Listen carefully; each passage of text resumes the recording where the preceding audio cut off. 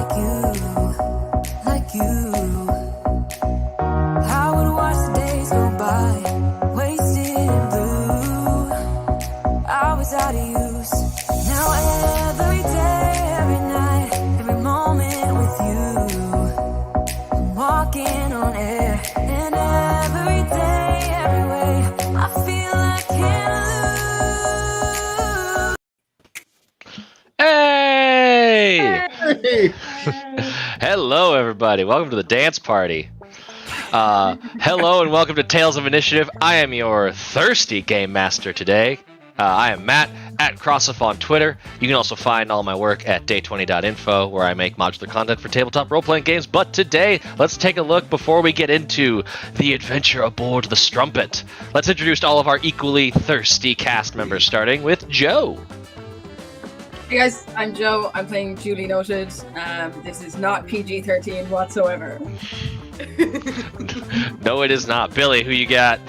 Oh, I am Billy. I am playing Jessie Clark, this little beautiful Starfire-esque woman, and really excited to play today. Is that Clark or Claire? Oh, Claire! Oh my god, Jessie Claire! I read the wrong thing. We're fine. It's Jessie Claire. It's okay. We'll get there. New character, who dis? Got it. Nailed it. Danny, who are you playing? Hey, I'm playing Abigail Munoz. I am going to be a ghost in a sword. Heck yes. I love it. Sam. I'm Sam. I am playing Beale Swain, and that's all you're going to know about her for now. Yeah. Mysterious. Dustin, who you playing? I'm Dustin, and I'm going to be playing the mysterious, feisty, not really mysterious, but the feisty Cassandra Edwards. Excellent. Alrighty. Before we get going, one more thing. I want to thank our sponsor, Raven and Riddle Dice. Go check them out on social media at Raven and Riddle, and also on their website, ravenandriddle.com. The art you see tonight for our characters is actually made by the always wonderful Sam. And if you'd like to see more, and go grab some custom art for yourself or a new fresh dice set, go and check them out. And lastly, if you want to follow us, check out our social media at Tales of Initiative, or join us here on the show by joining our Discord. We run fun weekly games and talk to D&D with everyone at home. From the players, are there any last-minute questions you'd like to ask before we dive in and I set the scene a little bit? Yeah, how do we play this game? We are good. Yeah, that is a perfect segue, my friend. Because tonight we are going to be doing something a little bit different. We are going to be playing Thirsty Sword Lesbians, a role-playing game for telling queer stories with friends. If you love angsty disaster lesbians, sword fights, pirates, ghost hunting, and pulp adventure, then you have come to the right place. For those unfamiliar with the system, do not worry. Most of the players here are new as well, and we'll be explaining things as we go. But if you're familiar with Powered by the Apocalypse games, such as Monster of the Week or Monster Hearts, then you'll be very familiar with the general rules. When appropriate, I will call for some sort of move to happen. The players will be rolling 2d6 and adding small modifiers to determine what kind of turn the story will be taking. If the total is 6 or less, it's a downbeat. The drama is going to ratchet up a little bit, and the scene's going to progress in a way that might be counter to the PC's goals. If the total is between 7 and 9, that's going to be called a mixed beat. The characters will get what they want, but it might take some cost, or there might be some penalties going forward. If the total is 10 or higher, that's an upbeat, and the character progresses their objectives, and they look great doing it. We're going to explain more of the crunchy details as we get into things. But this raises the question of where are we going? Let me switch the music here. Oh, just vibing so hard. 30 years ago, a ship called the Hopeless Dream returned from a voyage that would change the course of history. A new land had been discovered, and it was the proof the skeptics and paranormal detectives had been looking for. We see a reporter on the docks speaking in a broadcastophone, a Vulpine News Network badge on their crisp lapel. This terribly haunted, infinitely complex continent, according to the crew, contains mysteries and moods the world has never seen. Do the secrets of the next lie in the forgotten jungles and mountains of this lost continent? He goes on, but our camera pans away, out onto the ocean. We hear the initial broadcast play on repeat in homes, clubs, and libraries. Terribly haunted, infinitely complex continent. The words would become a name, an acronym to give to the place whose people never needed one. The Thicclands, and yes, that is thick with 2 C's. We continue to fly over that ocean at increasing speed. Waves crash and the sea starts to churn between maelstroms, doldrums, reefs as the landmass looms ahead in the distance. And just in front of that coastline, we see two ships, sails dancing in the skies as a voice shouts over the sounds of clashing blades. Strumpets! Let's tidy this up, shall we? The camera pans to see a masked individual flying over the sails. Sam, what do we see Beal doing as your ship is engaged in combat? The ship, the Impolite Strumpet, is tangling with another ship, an enemy ship called the Foreskin. I'm sorry, I just have to recover 1 second. We're in it! Here we go. Beal is masked and hooded as always, is in, like, exactly that outfit. Knee-high boots with her big pirate sword at her side. She is swinging from the mast on this one random, like, rope that she found and is just soaring through the fight and hitting whoever she can. Excellent. And I'm going to ask you kind of a setup question to start building more of these character relationships, because we don't know the crew yet, the audience, but the crew has been traveling together for some time on various hair-raising adventures of romance and drama. So, a question to you, Beal. The other characters do not know the answer to this, but I want you to answer. Who are you most concerned about on your ship? Oh, 100% Jesse. Excellent. All day long. So, Jesse, we are going to decide how many strings should Jesse have on Beal? 1, 2, or 3? Oh, I would definitely right now, currently, because we've been on the ship for a long time. I would say higher rather than lower. I think that's fair. I right now I would go 3 if that's possible. Okay. Yeah. I think it's Land's totally coming. possible. Yeah. Land is coming. So you. I agree, because I think I came in with one. At least. So Jesse, you have 3 strings on Beal, and for the audience, strings are kind of like if you're used to D&D 5e, think inspiration. They're basically these things that let characters do extra things to either help out or tempt or otherwise manipulate the scene. And we say manipulate in a very narratively focused way. It can be blackmail that you have on them. It could be a secret that you have on them, or it could be a bond of affection, heartstrings. That's sort of where the notion of strings comes from. So Jesse, you have 3 strings on Beal. Make sure and write those down and be ready to use those. And cutting over, Jesse, what is Jesse doing in the midst of this fracas between the 2 ships? Jesse is probably like wanderlusting over the other crew and like firing cannons, just as willy-nilly as possible, running around just lighting fuses and tapping over to the other one and lighting the next fuse. And going, suck on that. Excellent. And there's your art there, right there. There's Jesse. Suck on that. Oh, that's so good. So I'm going to say your question to expand on things is, who were you smitten with until recently? Until recently. Who among the crew, and you can include some NPCs in this. You've got the captain and your first mate as well here as options. Who were you smitten with until recently? That's a tough one. I would probably say, God Almighty, I would almost go Abigail because of the lightsaber right off the bat. But I just like shiny things and cool things. But then I met Beal on the ship, and now I'm like, all right, you're smitten a different way now. But probably Abigail before that. I like that lightsaber. Nice. So let's say that Abigail and Beal both. How many strings would you say that you have on Jesse? I think Jesse has more on me than I have on her. Probably, yeah. So probably, let's say 2 strings. I think that's fair. Yeah. I'll give Jesse 2. Okay. My heart. So Abigail, you have 2 strings on Jesse, right? Yes. That's what you're saying? Cool. Alrighty. Setting up those initial strings and hopping over to Abigail. Abigail, this might be a little bit of an interesting question. What are you doing in this fray? Are you in sword form or are you in your own form? I'm I'm pretty sure I would be in sword form, being swung around by Julie. Yeah. So I'll do a quick show of your character, Abigail.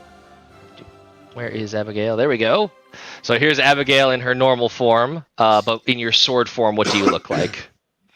I look like a really badass blue lightsaber.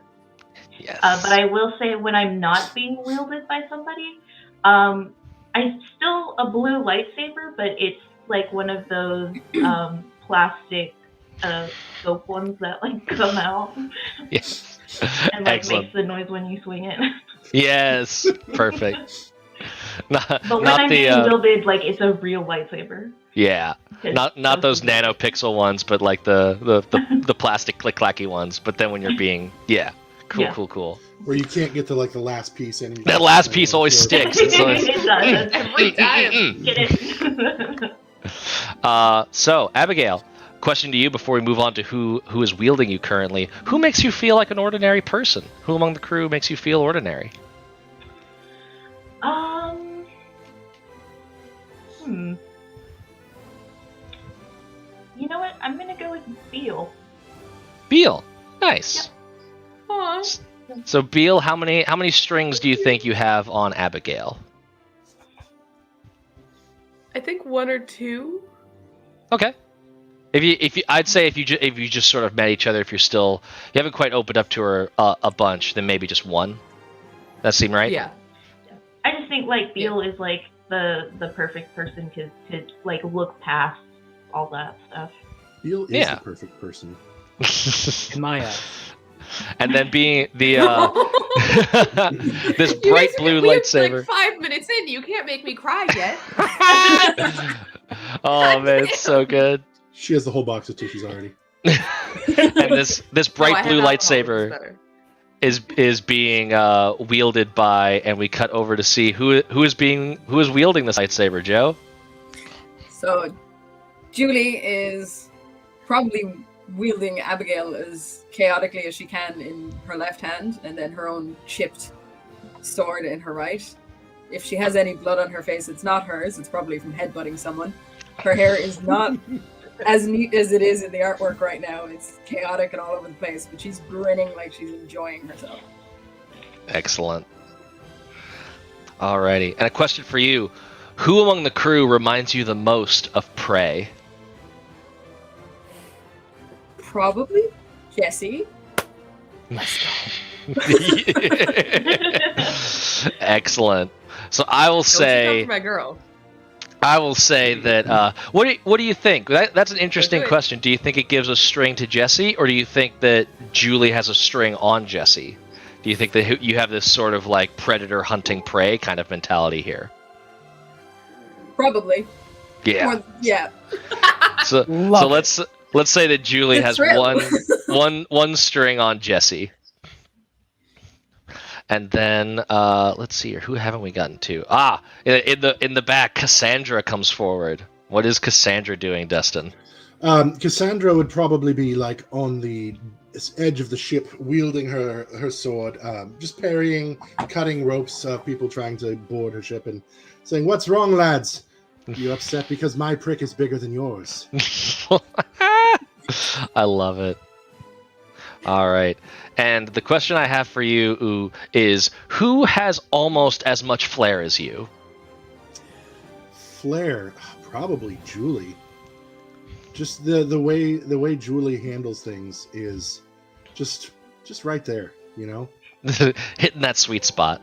Just not the dainty. I mean, Cassandra likes the girly girls, but she also has a thing for just somebody who just gets business done, and Julie gets things done. Excellent. All right, so I will say that Julie, I'll say that you have one string on Cassandra. A little bit of Cassandra's feeling a little bit of like, maybe not jealousy, but definitely like, ooh, okay, I see you doing work. Alrighty. So you all are battling this ship, and you quickly put down all of the defenses. They were not ready for the Impolite Strumpet to get down on them so quickly, and they are caught off guard. You know this ship to be one of the ships of the fleet of the Dicks. The Dick being another acronym in this wonderful world of ours that stands for Detectives Investigating Crazy Kinks. And they think the word kink means a paranormal activity, some sort of unexplainable event. And they will not be hearing anything else on that matter. That word has no other definition, despite the fact that they are all head-to-toe leather-bound. But don't worry about it. So you are quickly able to put down the crew of the Foreskin, and you see the captain of the ship, Captain Searshay, who, for the audience at home, is basically Sean Connery in cross-dressing. He is loud and proud in a green and sort of like pink cherry blossom dress with a big cap and a large feather and a classic cutlass as he swings onto the deck of the Foreskin. We're getting sloppy if it took us that long to deal with these dicks. Let's get along and figure out what's going on here. And you have the ship is yours, so to speak. So you round up all of the people that are on there still. Anything specific that you're doing? You investigate the ship and are looking through stuff. What would anyone in particular be looking for? What is everyone's sort of task on that? I'm making double, triple sure that everything is safe. That Cool. There isn't some kind of trap somewhere. There's no one lurking inside a barrel or something. Like, I'm just double, triple checking everything on the ship before anyone else can get hurt by it. Okay. I'm digging my heel into all of the people that we rounded up, and I'm like, is there anything you wanted to tell us at all? And I'm just Cassandra would be like dangerously flirting with the captain, trying to get information, like have her sword out, and kind of just drawing like little lines. You like that?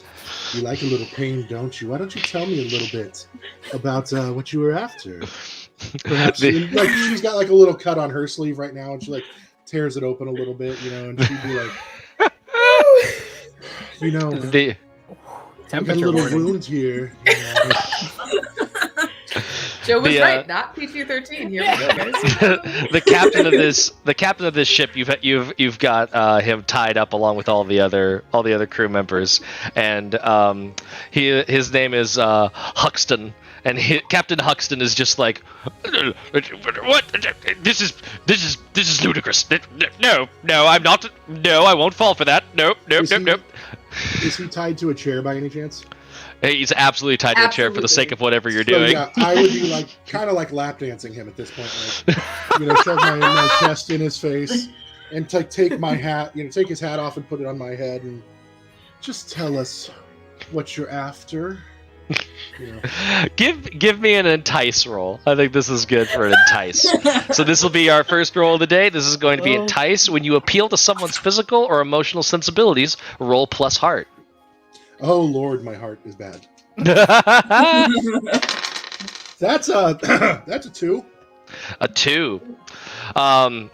You can you see him kind of like fidget in the ropes, and he's like, You don't really mean that.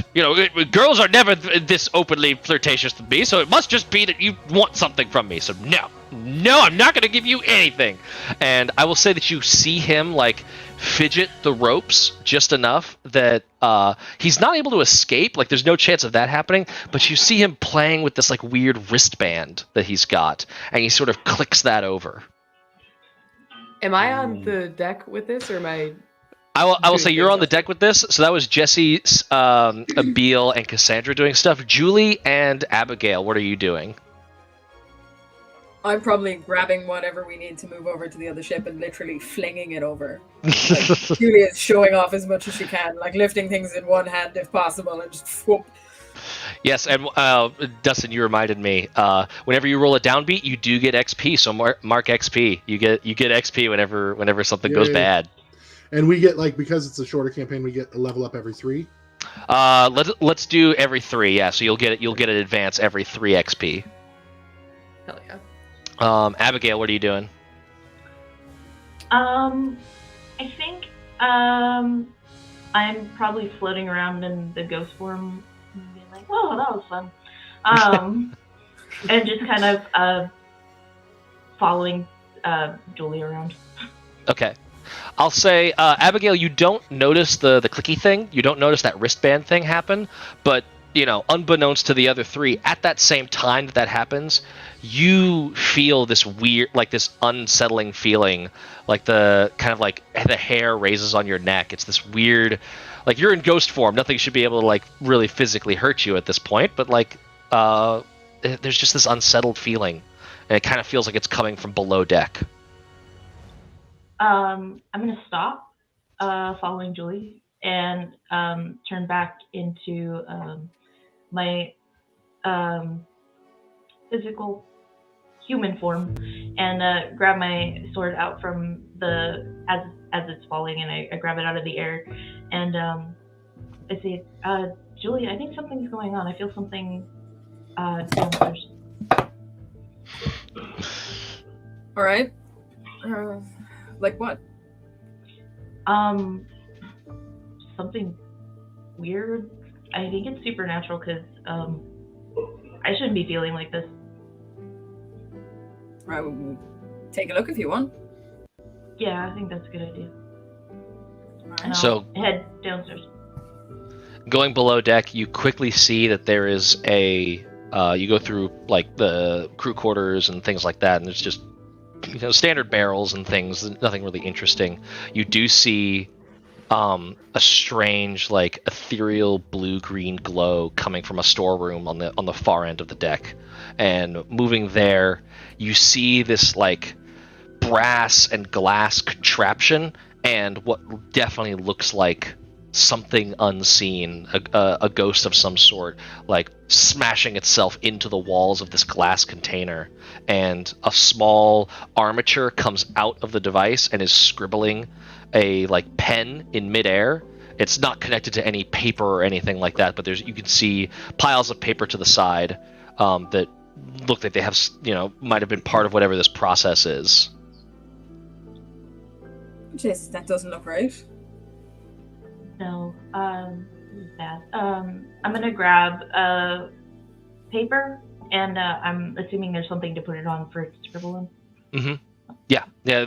This giant jar is kind of resting on a table, so you could put the paper underneath and see the pen kind of scribbling, and it starts to scribble just shapes, just sort of this weird abstract art. It kind of looks somewhat like a tree, and you see it spends a lot of time like coloring in and shading like the surface of like some sort of fruit.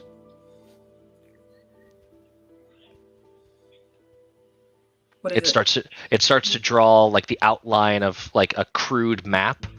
It's just kind of drawing rivers and trees and all of these topographical elements, but you're not sure what any of it means.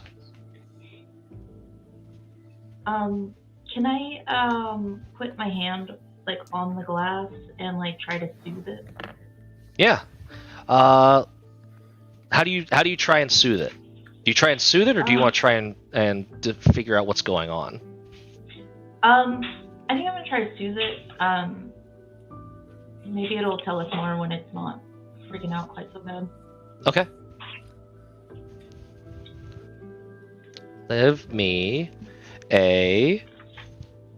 Give me an emotional support roll. Okay. I forgot how to do that. And that's going to be plus heart or plus spirit. So when you offer someone support in a way that could be meaningful to them, roll plus heart or plus spirit. Okay, we're gonna go with plus heart. That is actually a 12. A 12. Wow. All right. So that is an upbeat. Excellent. Hey. Nice counter to my 2. So you see the pen stop scribbling, and the motion inside starts to settle down a little bit, and you see the pen scratch out the letters EKA with a capital E. You get the sense that this might be some sort of name.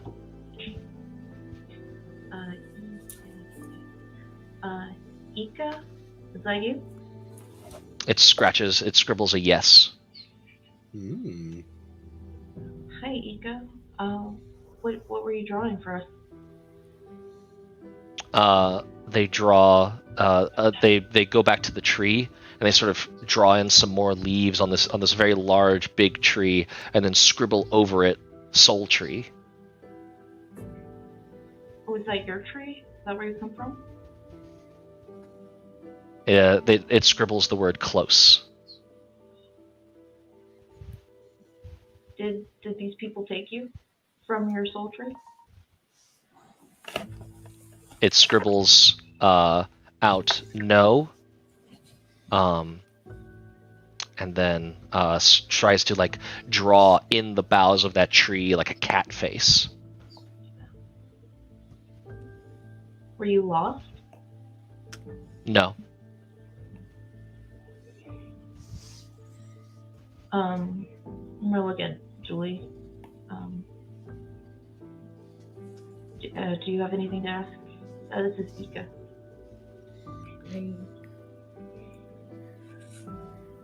I guess. Is it imprisoned, or is Ika like here because they want to be here?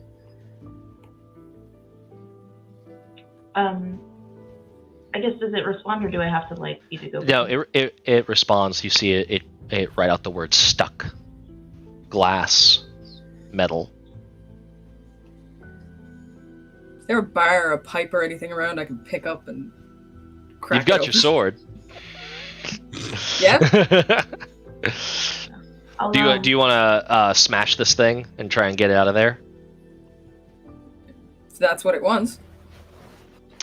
You're not sure if it wants that. You're just you asked if it was trapped, and it sort of seemed to intimate that it was. Okay. Can I ask if it wants out? Yeah, give me. I think. How about you give me a figure out a person roll? Okay. So that is when you try to understand a person, or in this case, an unseen. Roll plus wit. Okay, that's not gonna be fair. Oh yeah, that's 2. That's a 2. Yeah, I'm not alone. Mark that XP. But this thing kind of gets like frustrated and just like starts scratching out words and like papers, other papers, scratches out words like All right. stuck, stuck, stuck.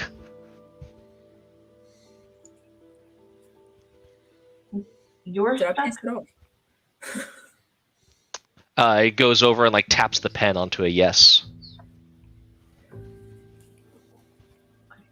Do you want to go back to your soul tree? It taps the yes more and circles it, underlines it. Okay. Do you remember? You remember where that is? Is that the map that you're drawing of?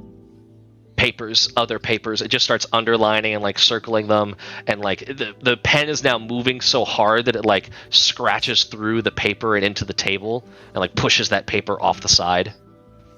Okay, I'll give him another paper, and I'll like pat the glass again. It's okay. We'll figure it out.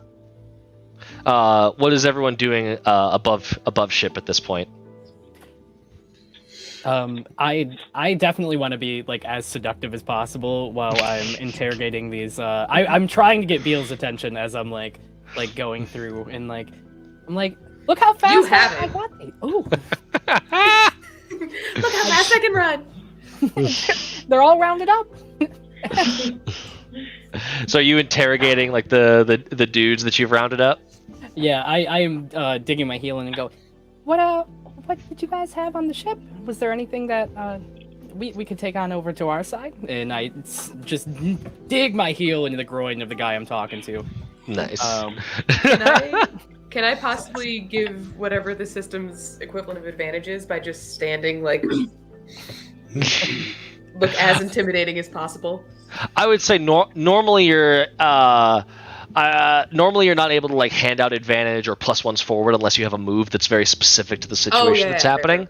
Yeah. But I will say, because that would be the equivalent of advantage in the system is something like +1 forward or +X forward, where a move gives you the ability to like carry forward some sort of tactical narrative advantage. I'll just say, Jesse, maybe you could succeed where Cassandra kind of missed the mark a bit. Give me an entice. Okay. Let's see. Cassandra has Entice. feelings, yo. Is So entice would be a plus heart roll. plus heart. Oh, I have no heart. All right. You and What me I'll both. say is, I'll say this: if there are negative consequences, I'll offer you a deal. If there are negative consequences, they will double on a downbeat. But I will say that between Beal and Jesse kind of going at this a more aggressive way, you can roll daring for that entice instead of heart.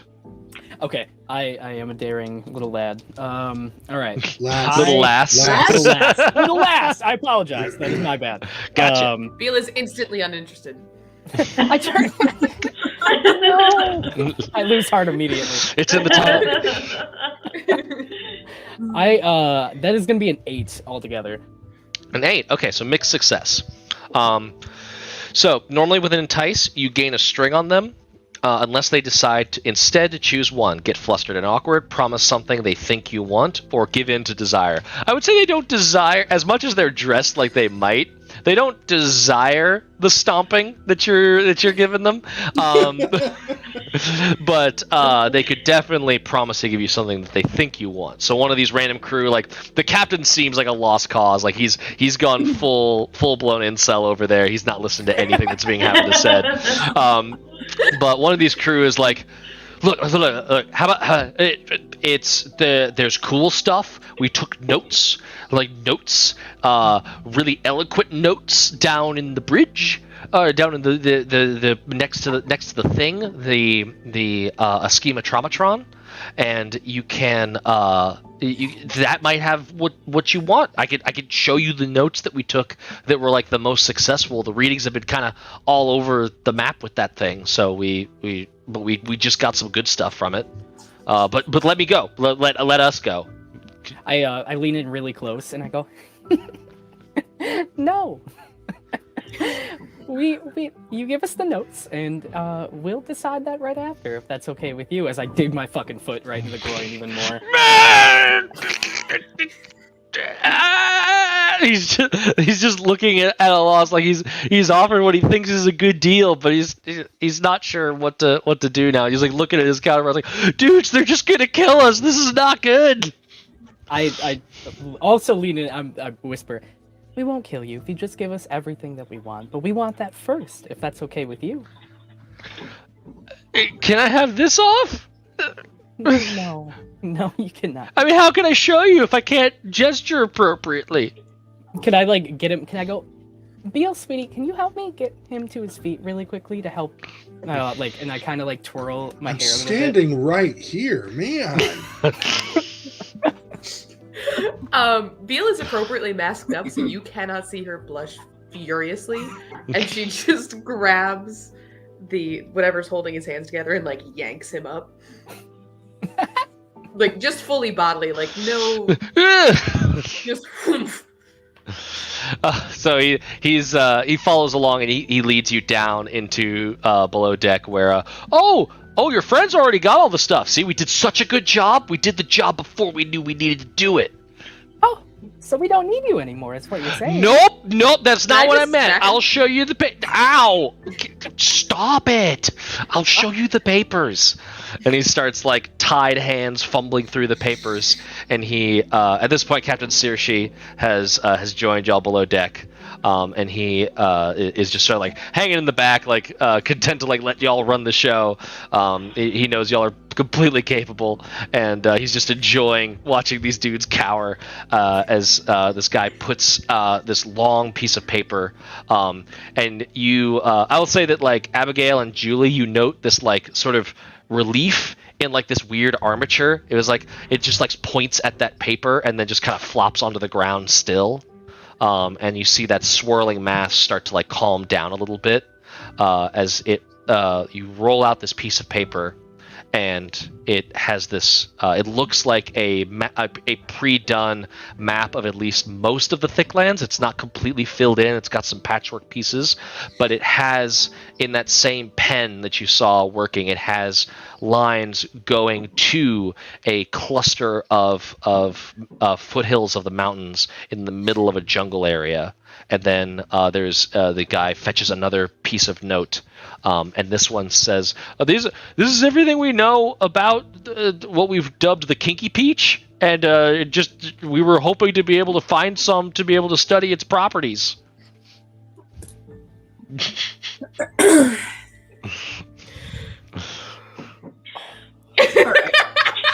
All right. You're allowed to laugh. It's okay. I give you permission. I love this. Now, is this a stone fruit still, or is this Stones. Is it like a peach or like?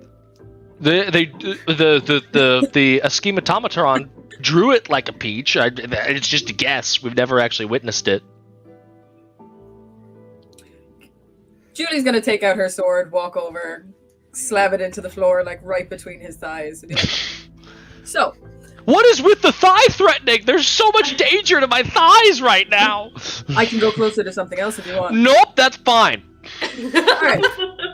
What are you doing with this thing in a jar? Oh, that's a kink. We were able to capture it and have been extracting information from it. So that's the soul of a being, and you're being a dick. I mean, our organization is literally called Dick. I don't understand. You define yourselves. It's great. It makes it easier for the rest of us to spot you in a crowd. Right, but it doesn't mean the colloquial dick. It's completely different. No, it does though. No, but it doesn't. It stands for Your behavior stuff. does though. Your behavior No, but it doesn't. I'm gonna slide the sword closer. Okay, it does. It Okay, does okay. if it means violence. If it doesn't, Yeah, you're understanding how this works now. Yeah. I'm definitely understanding. Yes. So what was the point of this exercise? The sword has a point. The ghost in the shell. Yes, I love that anime. What's the point of it? Maybe we should watch it sometime. You want to come over to my place and we can watch? Great. Okay. So we're gonna move on with the castration now, unless you actually want to give me a serious Nope, answer. don't want that. Sorry, didn't know you were a weeb. I'll tone that back. Right. Yeah. Why is it in the glass? It's the soul of a living person, right? Yep. Okay. Keep going. You're getting there. Validating himself? We'll encourage the intelligence as we get there. Come on. Hey, I'm intelligent. I got a 4,000 on my Could have fooled pre-BATs. me right now, buddy. Hey, technical intelligence is very different than let's Can see. I lean I into feel his like ear and just go? I got a 5,000. You're not impressing anyone. oh well, this just isn't fair. I'm trying to see what are you trying to do with this guy? You want him? Are you trying to like make him do lip service to it, or do you want to try and genuinely convince him of an alternate viewpoint? I don't want him to change his viewpoint. I just want to know what and then everybody's doing with something in a glass jar, and for him to understand that's not fucking okay. I think he's definitely. I would say that he's definitely figured out that like it's not okay by your standards. You're not necessarily changing his like outlook on the practices that they were doing, but you get the sense that to him, he doesn't really understand that this is a person. He just feels it is some sort of like metaphysical weird anomaly that information can be extracted from, and that was the purpose of this device, was to extract information from what he would call a kink. Okay, can I punch him in the face and stand up and be like, does someone else want to have a go because he's pissing me off? Ow! That was unnecessary! Like, I'm saying the words you want. No, you're not! I'll Is poke this my the head same around. one that we brought down that I've already smacked? Yes. Yeah, he's been double smacked. Can I this the smack him one again? Ow! Okay, third time's the charm, I guess. I don't know. Like, what do you want from me? Is this the captain? No, this is not the captain. The captain has kind of clammed up.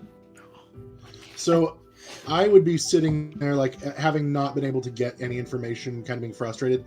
I would be absent-mindedly, essentially carving in someone's back with my sword, just like just carving like patterns and stuff in their back. They're just tied up, and I'm just like. My way of pouting. I'm just. Can you roll me a dice? Can you just roll me a d6? Just for funsies. It's a 5. 5? Okay. He doesn't seem to be not into it.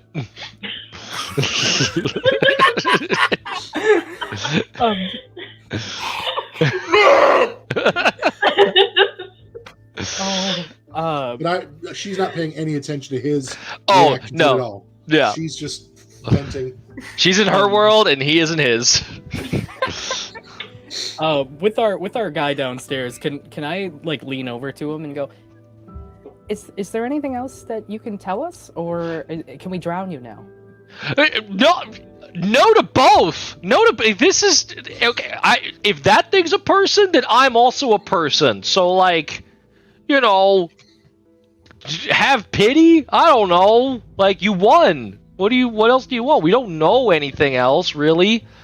Like, all we got was the map and, like, a couple notes and that there's a peach. Hear me out.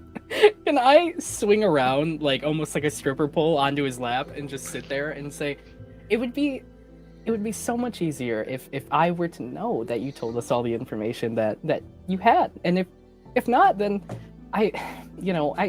the girl behind you, and I start like twirling the little hair on his face, she gets really angry a lot, and I can't stop her from doing anything that she might do. Look, I feel like the threats have been made. My fingers on the top of his head. The threats have been made and respected, and I'm telling you all I know.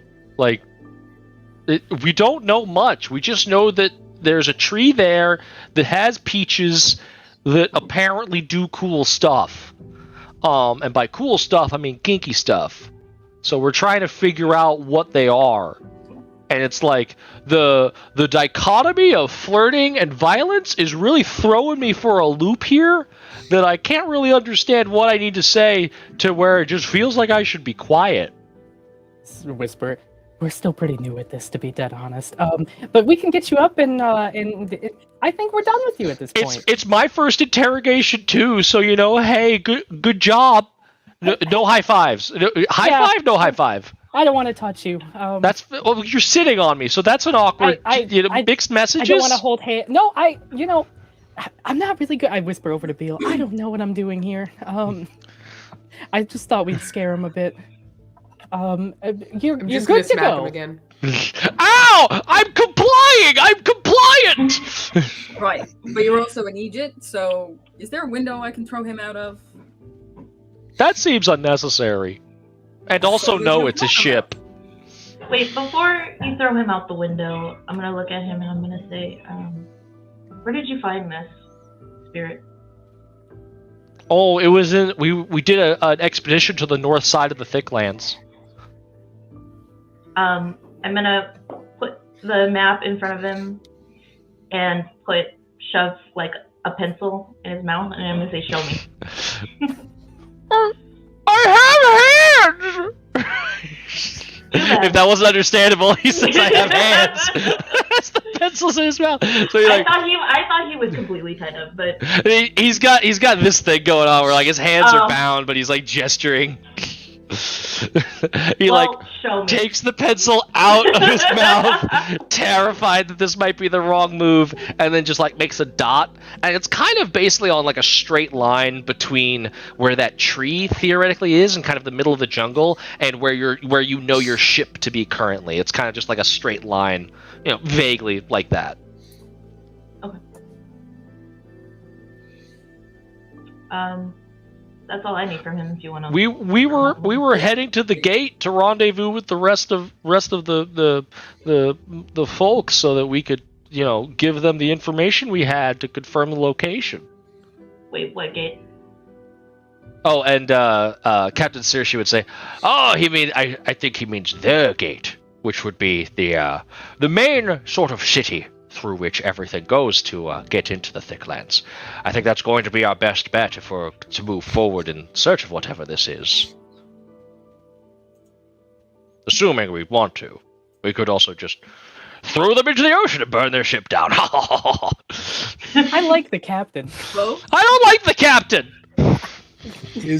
Are they on the same? Am I on a different place with them? Like, are they I would down say that below you saw them coming down unless you wanted to stay up and I was like going to stay up with the captain because I'm keeping my eye on him. Yeah. You had mentioned he was fidgeting with something on his wrist. Would I have noticed that by any chance? Yes, you would have noticed that. So I'll let you guys keep going, but I want to come back to that. Sure. Yeah, go. No, we'll jump up to the top of the ship. What's Cassandra doing with that? So after she's been absentmindedly carving, she sees the captain kind of like playing with his. She would come over and take a dagger and just stab it right in his leg. At this point, she's done kind of like being the flirty Cassandra. Mm-hmm. And she's like, "What information do you have, and why aren't you telling me? It gains you nothing to keep your tongue quiet." It gains me honor in what you're most likely going to have given me as a death. Yeah. Well, so before death, I promised you heaven, but now you're refusing heaven, so you're going to experience hell.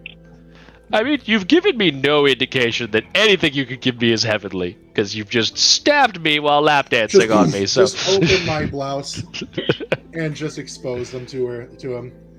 These are heaven, and then kind of hastily cover him back up.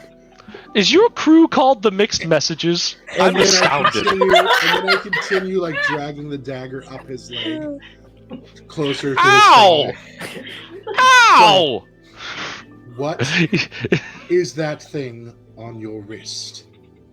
Oh, I was attempting to clean up some of the evidence, so to speak, so that you wouldn't be able to figure it out. But it seems that one of the lesser, weaker-minded of members of my crew has given up. So, yeah. What can I see? What it is? Is it possible for me to like see exactly what it is?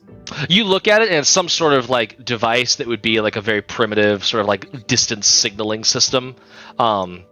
That probably was trying to do something. You haven't gone down below, so you're not sure what it actually does, but it would have done something to like control something at a distance. Gotcha. Can I mean, it's too late now. Can I cut it off him? Yeah. No, you can totally cut it off him, and like it just kind of snaps. Like it's one of those. It has like a couple metal buttons and things on it, but it's mostly just a leather wristband. You snap that right off of him. Okay. So I will like once again lean in, kind of put his face in my cleavage as I just whisper in his ear. Do you have any final words then, Captain? I'll lean back. Come again? I already did. I know. I feel it. This is why women are better. Somebody clip that, please. Somebody clip that. I saw it coming and it was still just. Did you see? Did you see? Have their moment. So you're saying you saw it coming? No, I'm still wearing pads. So. Oh my god. Down below, what are y'all doing? I'm looking to Jessie. I'm backing Jessie up on whatever she's doing. I'm looking at. Well, I mean, he did give us all the information we needed. So. I feel like I've been genuinely chill. Like maybe we don't believe the same things, but I'm just I'm trying to survive here, man. Yeah, woman, and dude. You got it, man. It was a colloquial greeting. It wasn't meant to assign gender to you. Yeah, I'm not really feeling this guy. Jesse, you got any lipstick on you?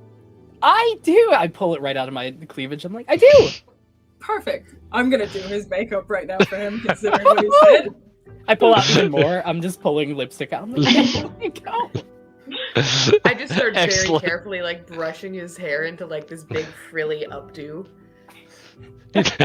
he protests at the beginning, and then about like halfway, it sort of transitions to where like, this isn't actually that bad. It's a lot of effort, but I feel pretty. We want you to look good when you die.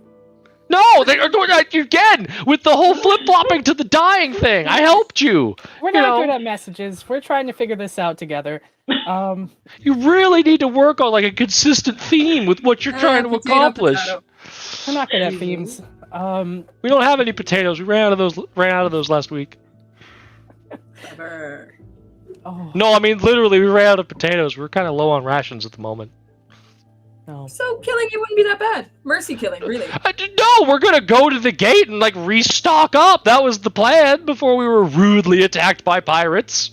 See, that might get in the way of what we want to do. But see here, if you just untie us and let us go with no munitions, we could go to the gate later with Tell everyone about large amount us, of distance between you and us, and then like we could survive, and you would get to go with the information that we had. I feel like this is really amicable, and it's building a better foundation of trust for future relations. See, the problem with that is that you're just going to do this again, and we can't have that. Exactly. Abigail is dead right. Stop thinking with your dick and just go let us do what we're gonna do, okay? I'm not thinking with my dick, I'm thinking with my pulse. Same thing. That's not the same. No. Why don't you use your brain and figure out why this is bad and we're angry about it? I could try, but I can only do that if I'm not dead. Yeah, I'm not convinced though. Like, We're aware that there is an afterlife, correct? Yes, you are. Possibly he might gain some context. Or nothing happens. We won't know until we try. He just kind of slumps. I lift him up. He's still slumped. Now he's just like a protesting baby. He's just like. It's not like an angry pout. Like it's just this sort of like completely out of it sadness. I feel kind of bad for the guy. Yeah. Don't. We can untie him and then throw him over. And if he can swim, he'll be fine. If the sirens don't get him. Yeah. Or the hungry fish. Or there's a lot of things. You have to I think prove I saw a yourself, monstrosity on our way over here. Ooh, monstrosities are so much fun. He seems utterly unresponsive. He's just sad and out of it.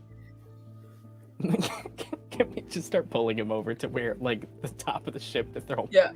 Or at least make him think that. Yeah, I'm still with Abigail. I'm 50-50. He's a little. Who initiated this attack? Did we or did they? You did. Oh, Okay. All right. That yeah. You are pirates. And Got it. Not all pirates are murderers. Yeah. Yeah, you're sort of just like carting him around like an ironic sack of potatoes. Yeah. Ironic potatoes are my favorite side dish. Mm-hmm. Has to go in the Tales cooking show. Yeah. Yeah. Contains no potato. No. So yeah, what do you do? Looking through the documents, you've got basically everything he had.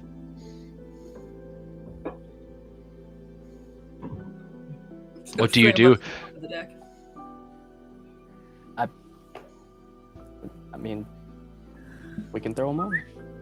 Yeah, as soon as you guys come to the top of the deck, you see me kick the captain over the board, like tied, bound to his chair, over the side of the ship. Oops.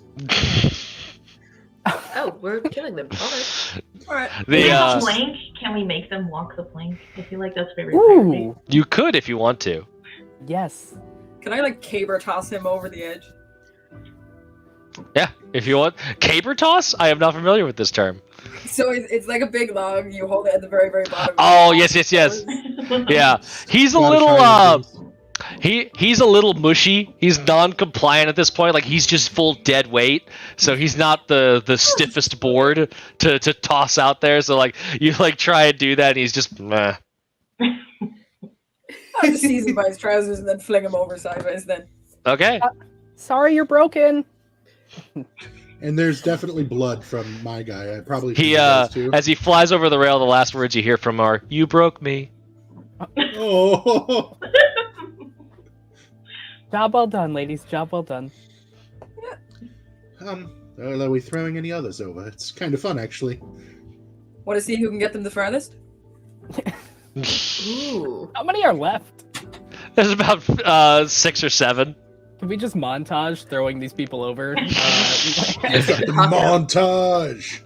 In the most sadistic execution style, you chuck these dudes into the ocean and Layer carry on 6, your way.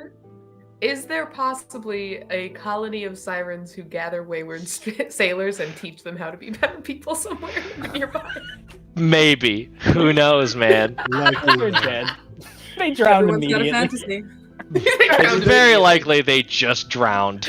My guy's bleeding. I Probably didn't gonna. think we were gonna get to the bloodthirsty so quick, but here we are. So. Mine, I mean, mine's we did bleeding start as profusely. pirates. That's true. That's true. Oh. Well, I Yeah. got no information, but I got a little stress relief in. Did you find anything? There's a trapped spirit down there. Well, we should free it. It's pretty far from home, but I think I know where to take it. I've heard there's no way home. That's deep.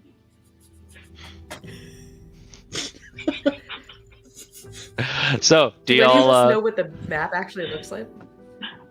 can we pull up that map, Billy? Do we have that loaded with the We not at the moment. We do not, man. Here, I can help you out with that. Okay. So yeah, I will bring us up a map here to pull up. So you have uploading. Shwoop. There we go. So here we go. Here is the map. Oh, that's the wrong version. Hold on. No one look at that. No one look at that. Don't look at me, I'm hideous. Don't look at With the me. names. Not the one with the names. I should have labeled them better. There's Walmart. Okay, we can go there. Let's see here. Potatoes there. Let me make sure I'm pulling up the correct one. Yes, there we. Well, okay. Let's see here. Add overlay. Oh goodness. So, I saw someone in chat say that the bodies are being dropped over the side to Queen's "Don't Stop Me Now," and that is hilarious. As we're having a good time. Having a good time. We kept it short enough. We're not any copyright troubles. Yeah, Thank exactly. you. Thank you for that. Fair I use. appreciate that. Okay, so here we have a map. It's a map, everybody. I'm the map. And you saw that you guys are basically in the water that's kind of just below the banner that says the Thicclands, and then towards the middle of the map, you can maybe see this mountain range on the northern side and a tree right there in the middle. So that is theoretically, if the Unseen's sort of extracted testimony is to be believed, you see the tree there. Stay away from that whirling vortex. Labeled of death. as the soul tree. Yes, there is a maelstrom up in the top right, and all kinds of other delicious details in this map. Thank you so much, Sam. But for now, you seem to have a beautiful map.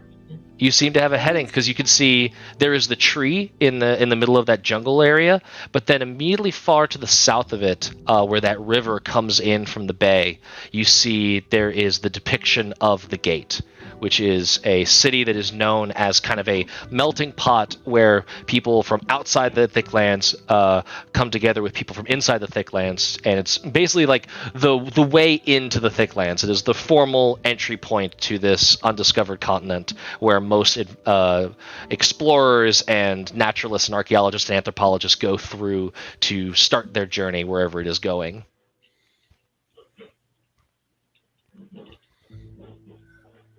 And what do you do with the strange device that contains this unseen?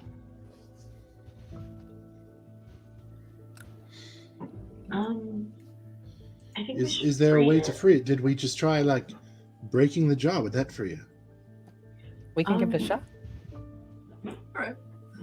Can we find a way to do it without breaking it? I don't want to scare it even more than Guardy is. Oh, great spirit. I mean, we could snap the arm off, maybe.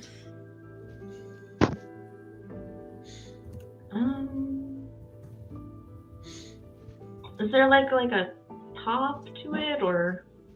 There's it seems to be built in this weird like Ghostbusters containment unit style, where it's like things are meant to go into it, but not necessarily out of it. What if So we ask? We could ask it. Good. Yeah, I guess we're gonna go ask it. I throw my hand on Abigail's back. I'm like, I believe in you. You got this. Abigail like blushes and then just like pops it to a sword. And then like rolls towards the Nice. like a digger. So you attempting to open this thing? Yeah. Okay. Whoever is doing it, can you give me a Defy Danger? I think that is the name of the move. Defy Disaster. And I would say that this is going to be... You can either roll plus wit to represent trying to like figure out the machine and how best to open it, or you can roll plus spirit. And that's just going to be focusing your willpower and metaphysical knowledge on being able to do this without hurting the soul inside of it. Okay, maybe I'm gonna go with spirit because that's better. Okay.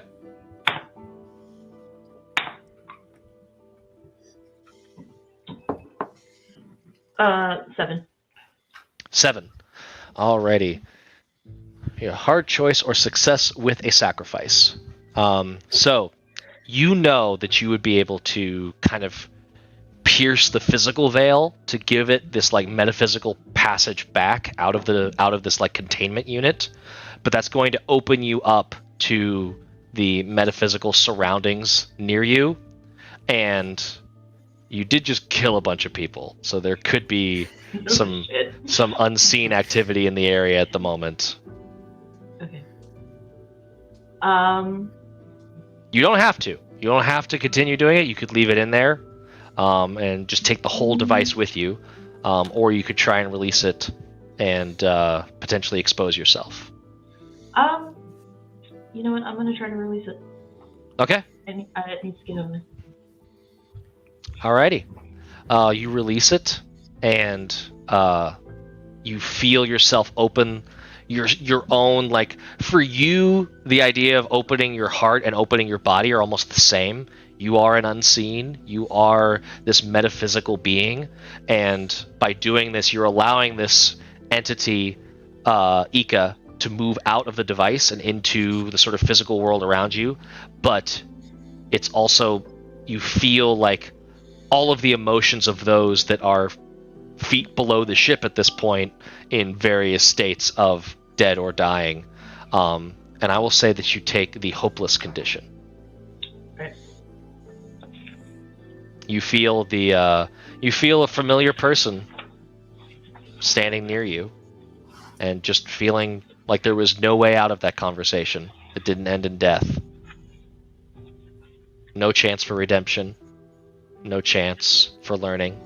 Just a watery grave.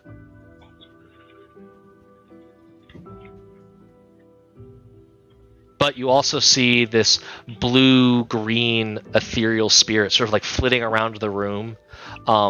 It has this almost look like a butterfly as it kind of flits and like lands onto a wall, and you see it like encountering the world the same way that you used to Abigail, moving around, where it can maintain this sort of like physical apparition.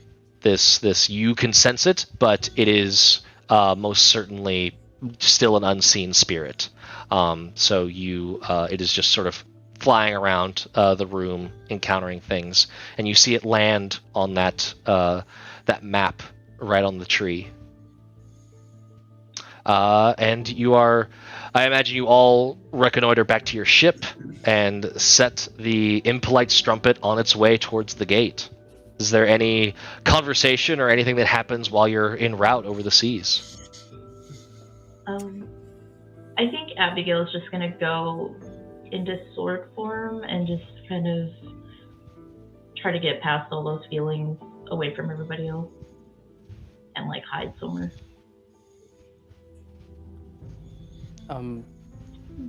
I think while we're on the ship, Jesse would like be on the bow, just like sketching pictures of like probably Beale. Beale is on the mast watching this happen. But like way too shy to actually go talk to Jesse about this. Who is our first mate? Your first mate's name is Eustace Airmain, PhD. And he is below deck of the ship, and when you all come back, and he kind of like catches some things here and there about there being some crazy device to extract information from an unseen. He's like, "And you didn't bring it aboard? What? That would have been valuable evidence to pursue my theories. What? Do you not appreciate the job I do on this ship, such that you constantly fly in the face of my research?" So while we were sailing, I would try to spend time with Eustace I would try to discuss like political science, supernatural studies, and stuff like that. Just trying to figure stuff out. Like, just hey, I want to learn more. Sure. Yeah, he's always down. He's one of those guys that like flows into like debate and weird, like almost antagonistic conversations, but to him it's just a healthy discussion. Like my uncle. Yeah. Yes. Oh, he would be the worst at a Thanksgiving dinner. Because he flows between like devil's advocate and not kind of freely, and he's just like happy to stir the pot. On Facebook, the one that attacks all your friends' comments and stuff like that. Or he'll post something that's incredibly like divisive, but without any context as to how he feels about it. It's just like there. He's just echoing it out into the space. That's terrifying.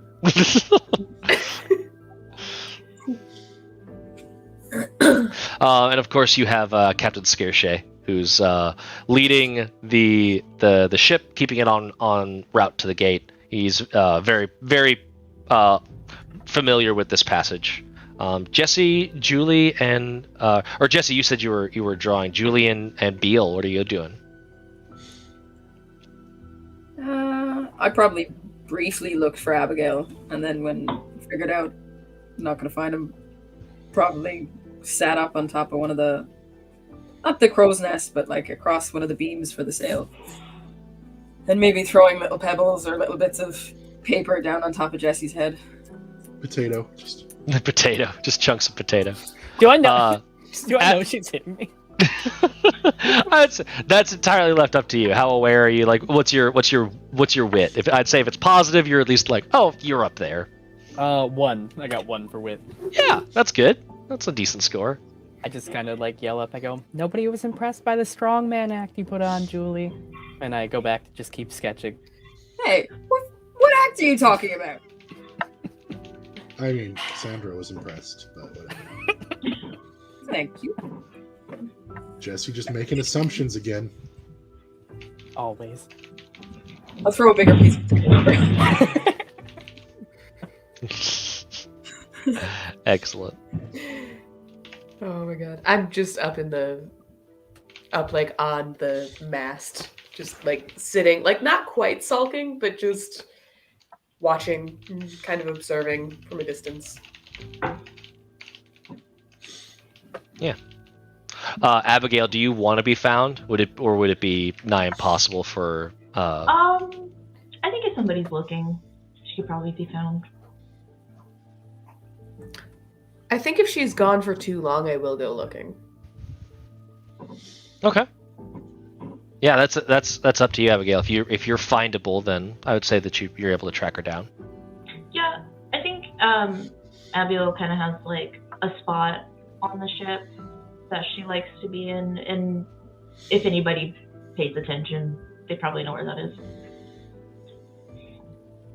Okay. Yeah, I think if like more than an hour goes by and I don't see her on like the actual decking, then I would probably go looking for her. Cool. As soon as Beale goes after Abigail, Julia's gonna hop down and like stand next to Jesse and be like, "What are you doing?" I'm sketching. Why? I was throwing stuff at you and you didn't move, so I'm checking what you're doing. You look pretty interested in it. I don't like to sketch very often, but whenever I'm in the mood, it kind of suits the mood, you know. Yeah, if it And- makes you happy, it's a good thing. And she takes one of the paper balls and she goes, and I know, and throws it back at your head, that you were throwing papers at me, and thank you for that. Oh, sorry. Just wanted attention. That whole strongman thing was pretty sweet though earlier. It was impressive seeing how far you could throw people into the water. Sometimes it gets a bit depressing out here, so you gotta make it fun. No, I totally understand. I've never seen muscles ripple that way before. It's interesting. Thanks. Put a lot of work Nope. into that. Definitely. And shoot you a little smile and go back to drawing sketches. Julie will just chill out. Just sit up on the side of the bow and just look around. Take it easy. I didn't hear any of that, did I? No, you didn't. Shit. You're off trying to find Abigail. and you do. You eventually find Abigail. Where Abigail? Where is the? We don't have to all be nautical experts, but where in the ship do you like to go to just kind of hang out and chillax? I think it's somewhere like a dark corner, like between the kitchen and the crew's quarters, just somewhere down there, Yeah. just behind a bunch of boxes or something. So Beal, you're able to track Abigail down. She's like wedged between like a bucket and a barrel of your crew rations rum. Just gonna kind of sit down on my haunches and look in her direction and go, you okay? You okay? What's up? I think Abigail is just like in sword form still, and just kind of spins like a little bit in her direction and just says in her mind, or in their mind, I just felt everybody's emotions that we threw off the ship, and it was just a lot. And bad. Do you want us to not throw people off the ship anymore? I mean, I'm not going to tell you not to, but I didn't realize that I was going to feel all of that when I set free the spirit, even though it was the right thing to do. And they were terrible people, so.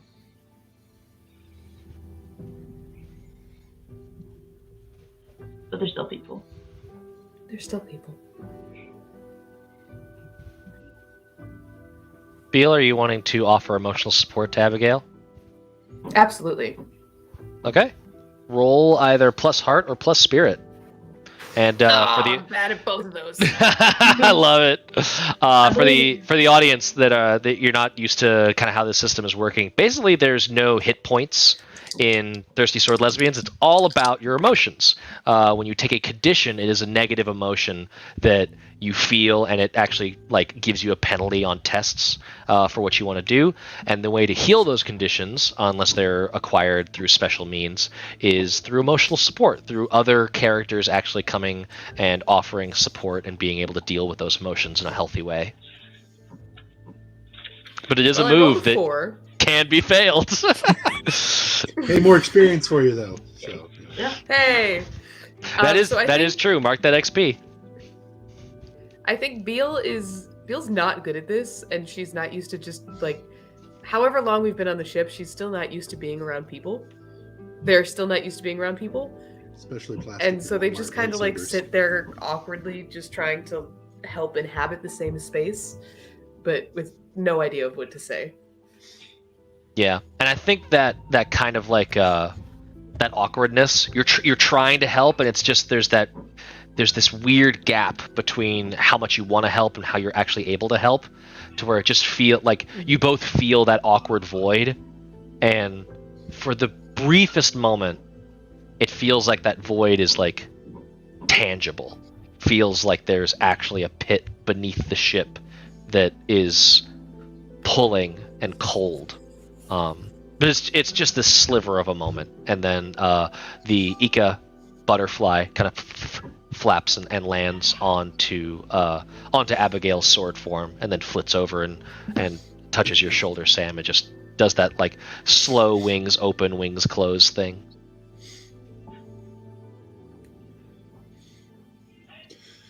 So did Julie leave Jesse while Jesse's still drawing? Yeah, are Julie and Jesse still flirting up top on the railing? Oh yeah, I've been pushing my bosom up the entire time, like trying to really, like, especially since I noticed Beal left, and I'm in my brain, I'm like not getting as much attention as I wanted. Thirsty for I'd- attention. As much attention is needed. I'd probably come up and kind of just come join both of them after a little while, and my shirt's still just completely like just on. It's not like wide open. It's just loose. I haven't fixed it, and I just sit down like in front of Jesse and Julie, kind of hunch forward a little bit with my arms across my legs. And what you guys doing? The captain walks by. Great Scott, those pontoons! They can be used as a flotation device in case of emergency. I'll keep that in mind.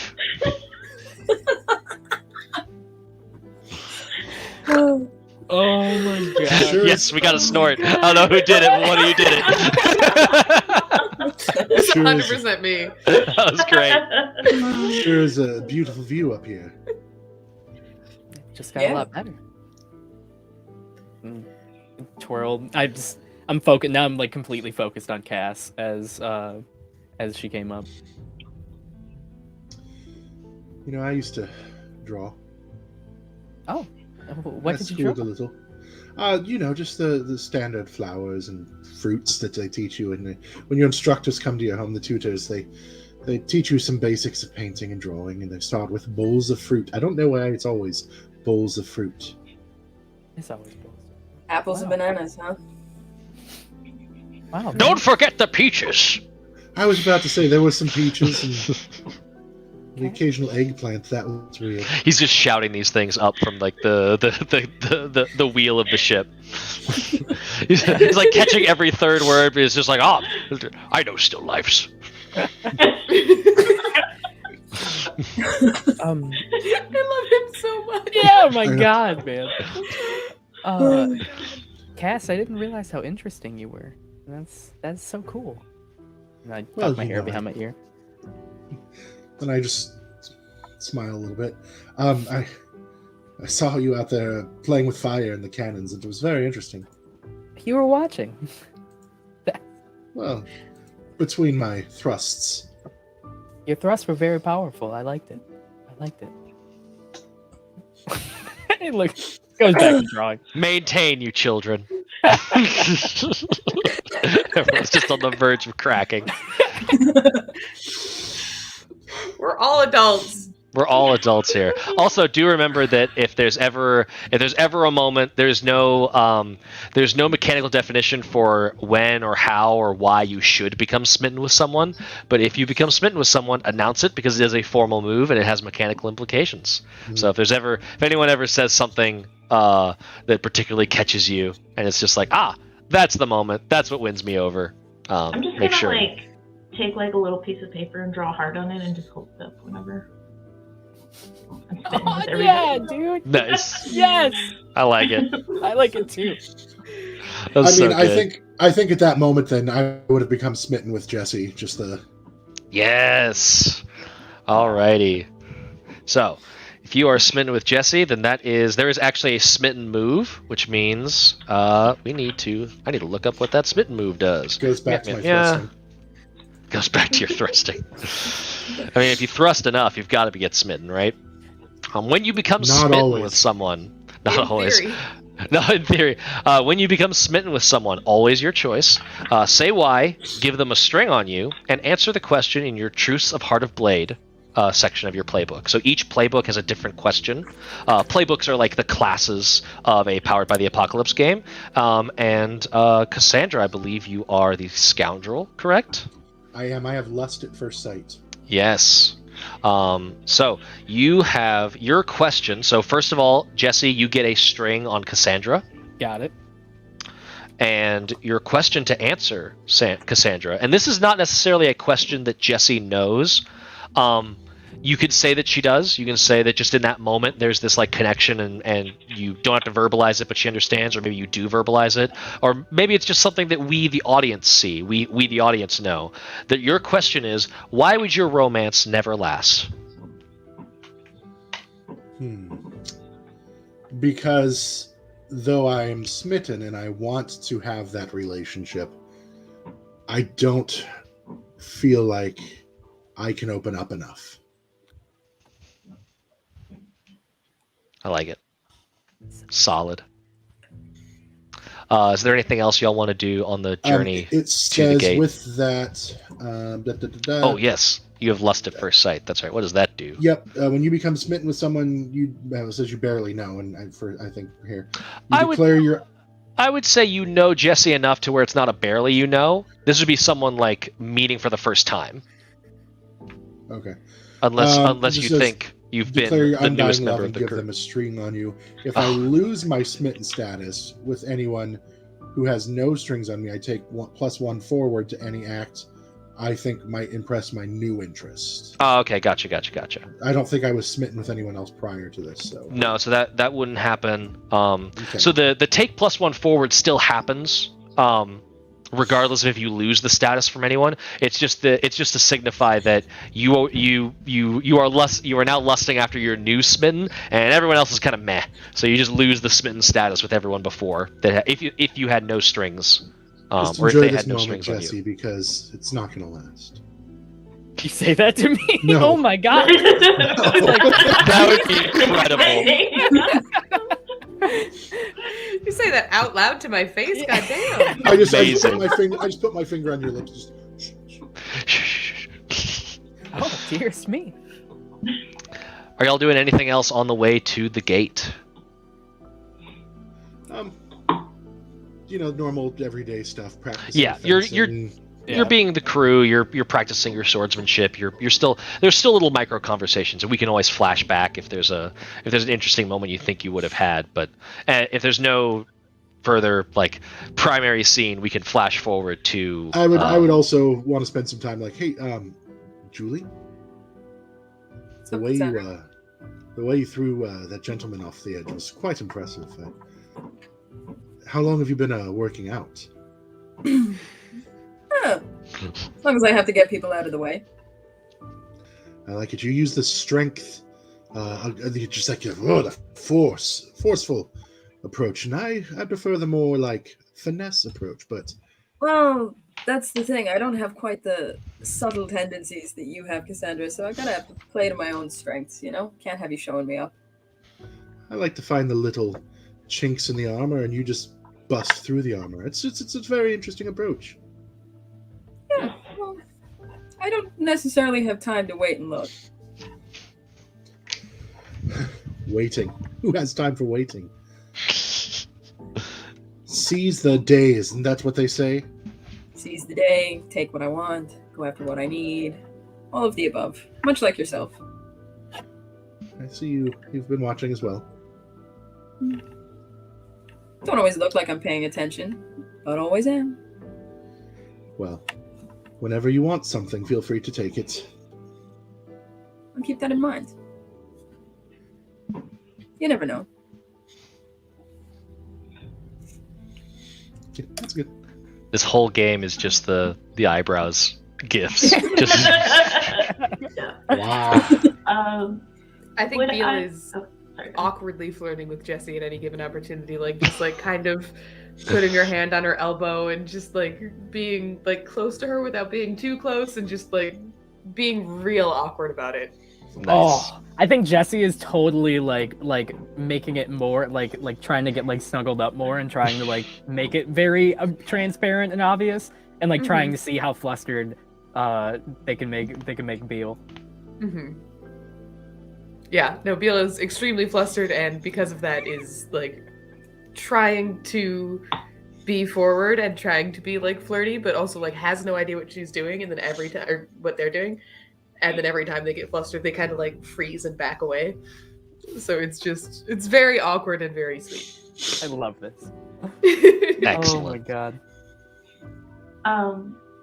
Would I be able to be like a go-between between the spirit, and maybe ask Jesse if they could do like a drawing of what the spirit was trying to draw? Sure. Yeah. Go ahead and give me a figure them out roll.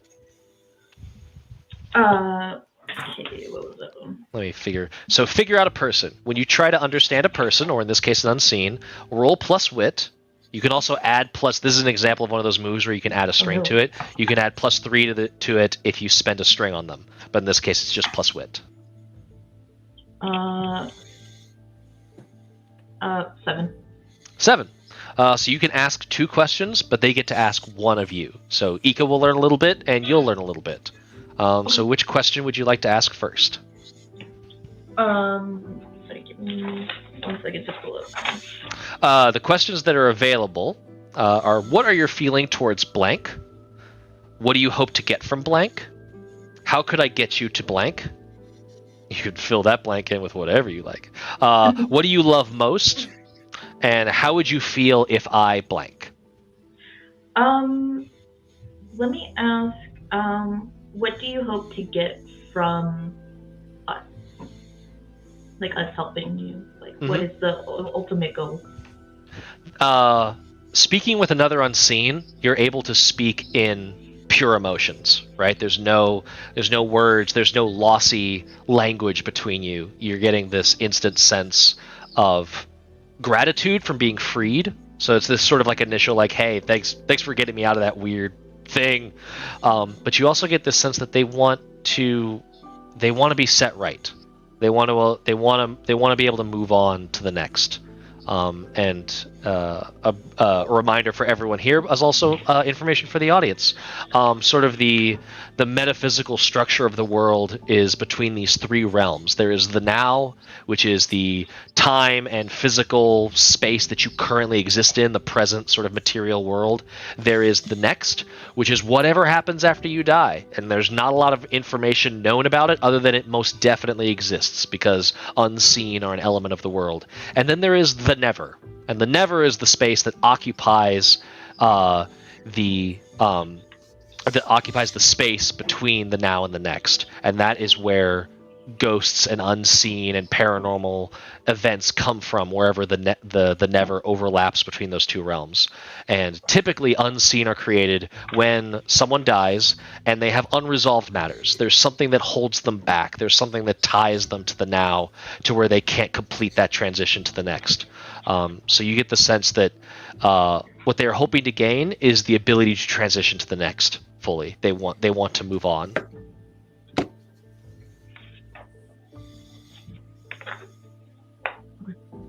And Ika is going to ask,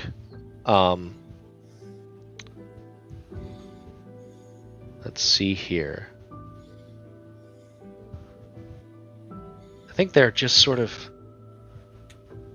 interested in the fact that you are also an unseen, and they are wondering, what are your feelings towards the next? The next? My feelings are probably like a mix between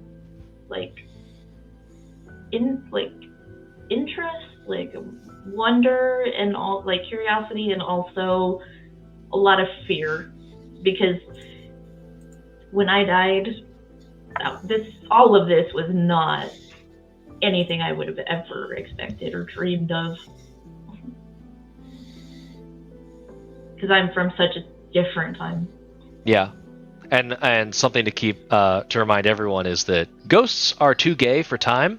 The never does not matter about past, present, or future. Someone that dies in the year 5000 can appear as a ghost in the year 800, in whatever crazy alternate universe timeline this is.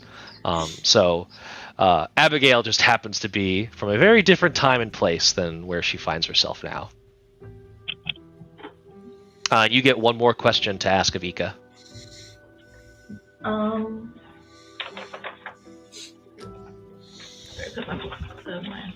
And you can also use your playbook questions. Each playbook comes with specific figure them out questions.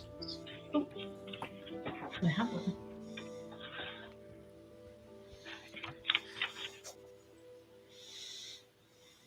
I'm so sorry. I know I had one on my playbook.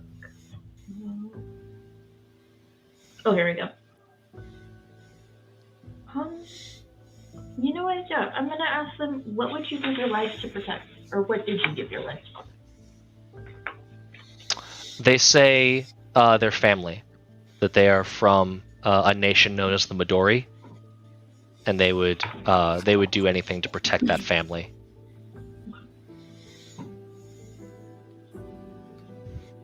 There's this sort of bittersweetness to that answer because they don't, in their current state, they don't have power, right? They don't have a way of exerting influence on the world that well. They're able to talk through you, and they're hopeful that things will happen because of your group working with them. But for the moment, they definitely feel like they're just sort of riding along and hoping for the best outcome possible.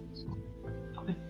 Yeah, I'm just gonna convey to them like that we're going to help them. We want to help them, and we'll get them home to their family. Sure. Excellent. Alrighty. Would Jesse have been able to draw that picture of what they were trying to, like the tree and everything? Yes. So I can try and upload a more tight image of the region that y'all are in. Toit. Toit. We're the worst. Toit like a toiger. And tweet. While you're doing that, one of my friends thought that I was just calling the game Thirsty Sword Lesbians when I was talking about it, and didn't think it was like a whole different game and like playbook, and was just like, no, that makes a lot of sense. It's the book. It's Yeah, on there, baby. It's so great. Yeah. So on the map here, we've got a little bit of a zoomed in version, so you can see that tree in the middle, just at the foothills of that large mountain. And just to the south of it, just a little bit, you can see what looks like kind of a village. These like tents set up in the middle of the jungle. And then further south from that, through those jungle trees, down to the river, near the bay, you can see that big archway sitting over the river. And that is the gate where you are all heading. Great job, Jesse. That's fantastic. Thank you. I free-handed this. Just Give me your hands. Whoa. This is great irony, having the artist that actually drew it as part of the players. Billy/Jesse just yoink! Man! Quality. Oh, God. Alrighty. You are all able to reach the port town, the port city that is the gate. Going there, you can see it is a bustling environment filled with vibrant life. There is all kinds of people moving about in fashion sense that reminds you both of where you came from and where you are going. There is sort of no sense of normal here. Everything is kind of in this mishmash of cultures, as buildings have these vibrant painted tones, and then maybe one block away as your ship progresses towards the docks, you'll see this like industrialist, brutal kind of gray building kind of sticking out like a sore thumb. And as you arrive, Captain Searshay kind of calls you up around and gives you kind of a primer of the objectives that at least he has in mind.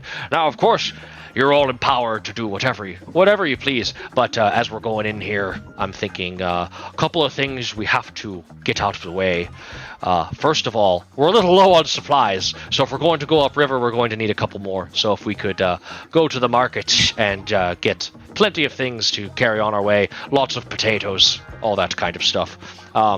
The other thing we're going to need to do is that the dealing with the unseen is easy, dealing with the living rather more difficult, so we're going to need the ability to translate. That means either finding a translator or finding someone that can imbue us with the ability to understand any spoken language. The third and final thing that I'll say that we need to do is we need to get permission to actually travel upriver. and that's going to require the permissions of the gatekeepers, or at least a decent amount. Yes, I did call it the gate, just so I could make that pun. Or we're going to need enough munitions to blast through their protection. And from your previous journeys and a little bit of talking with Captain Skirshi, you know that the gatekeepers are an association that are kind of like the police of the gates. They kind of keep the peace, but they also get to say who is allowed to travel upriver and who isn't. And they're this hodgepodge of both locals and outsiders that all have a vested interest, or at least that's the claims. They have a vested interest in preserving the Thicclands and making sure that it's not just like, wild and crazy. Everyone come in and do whatever the hell you want. They kind of make sure that people. It's like going to the park ranger and saying, "Hey, I'd like a hunting license," or "Hey, I'd like this," and making sure that travel into the Thicclands is reasonably defined. There's a reason that you're going in there. That's not, "I want to burn it down."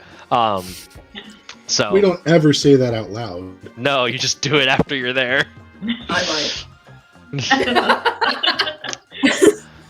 So, Captain Skirshi has given you the 411. So, as far as places to possibly go, there's the Songbird. I love that place, but I won't be going there this time. I got a little in my cups last time, and I don't want to accidentally take the mic again. So, I'm going to be going to the Hive. It's a little bit of a seedier joint, a little bit low key, but it's also probably going to be brushing elbows with some rather dickish sorts, shall we say.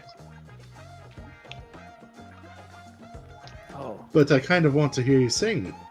Yeah. No, you don't. I swear. No, I kind of do. Swear on me, Mum. It sounds like killing someone. It's not a pleasant noise. Cannon fire and death is all that accompanies. Yes, and it's a beautiful song in that context. But What was the name of the place the captain was going again? the captain is going to the Hive, which is a club / tavern that favors outsiders, whereas the Songbird is more run by locals. And then there is, he points you towards the bazaar, which is just kind of the general open-air marketplace that will have all the supplies you need to be able to do what you're doing.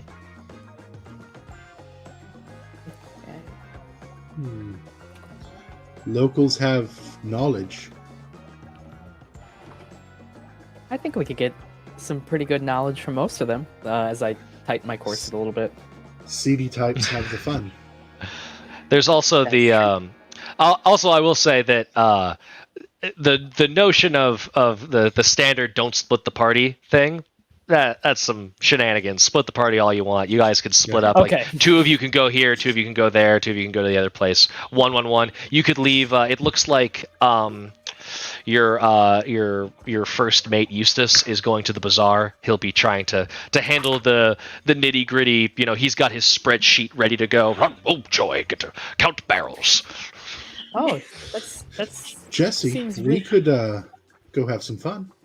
Do you want to go to the? I was thinking the Songbird. We might find a translator there. We might be able to shake a little bit and find out. I can come to the Songbird. Yeah, Beal. Yes, of course, Beal. That would be lovely. I'd really like that. Oh, so close. Okay.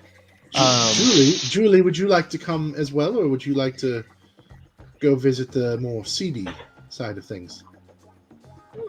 Seedy is always interesting. Someone's gonna have to move all of this stock though, and Eustace is a twig. I assume we have deckhands for that.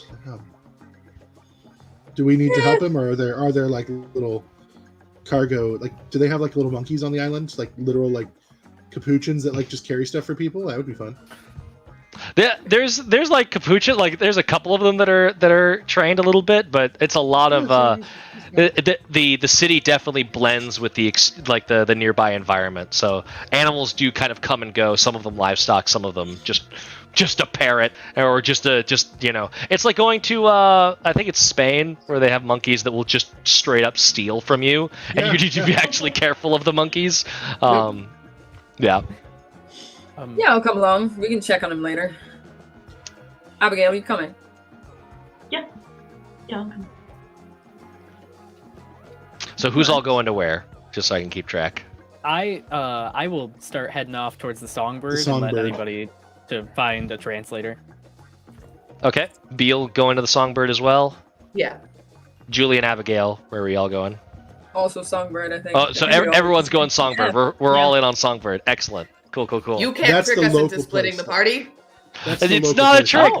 There's literally a spooky witch move that just lets you yeet yourself across the cosmos. Like it is like splitting it. the party is part of this game 100% because it is Multiclass. narratively interesting and dramatic.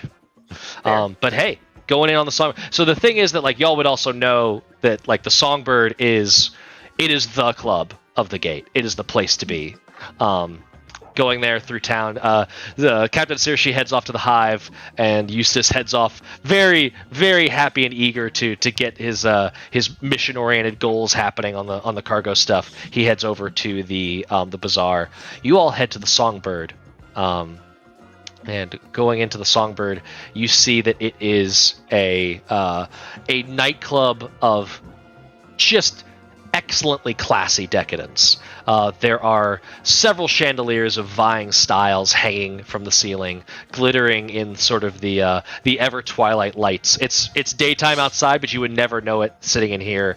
Think those scenes from I think it was the beginning of Temple of Doom with Indiana Jones, like the nightclub there. There, like kind of like an open-ish dance floor area. Right now, there's tables that have been set near it, all covered in these different types of tablecloths, and there's all sorts of people scattered about. The current person at the microphone is this gorgeous androgynous person that kind of has this like very strong undercut on the side, then long flowing purple and black hair over the side.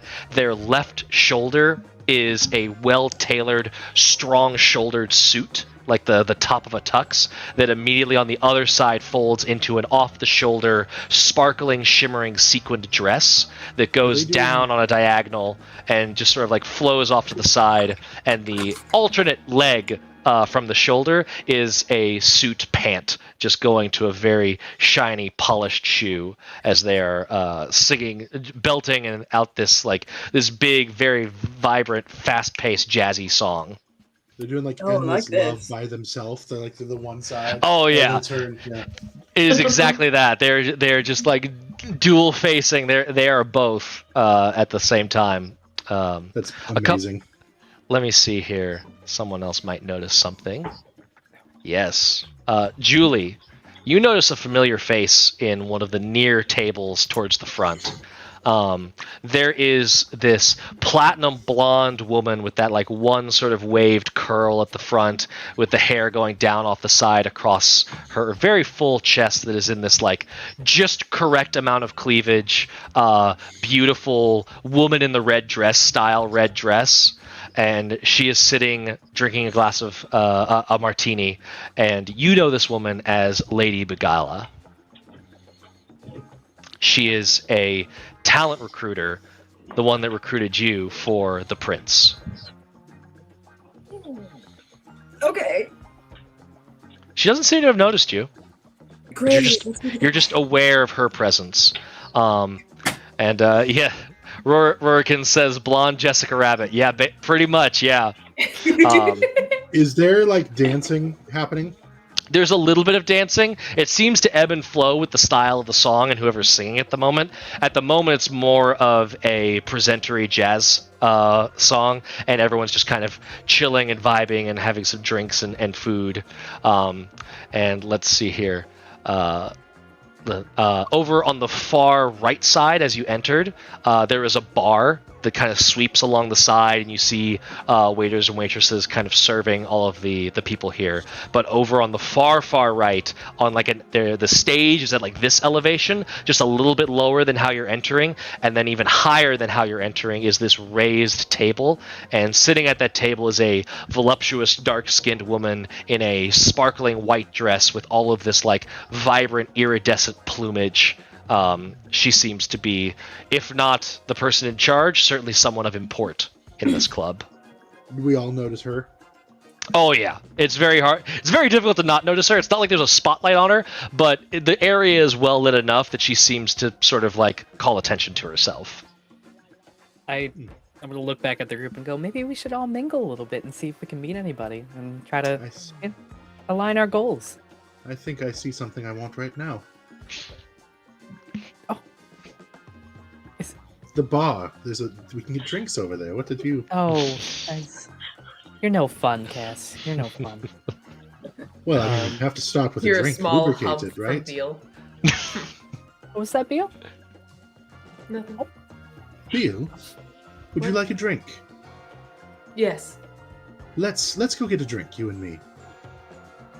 And as they go get a drink, we can all go get a drink and go on to our break. Oh, Alrighty. Alrighty, guys. We are going to run an ad, and then after that ad, if you guys want to stick around, we are going to have a small show for like 2 seconds for our ad break, and then we'll go right back to the show right after, guys. So we'll see you. Are we going to have time to go potty? Like, what's happening? Yes, you guys are going to have time to go potty. Go potty, please. It's our break, but don't leave, people. Not you guys. You guys go have fun. All of you have fun. Stay fucking here. Okay, good. Alright. Epic potty break.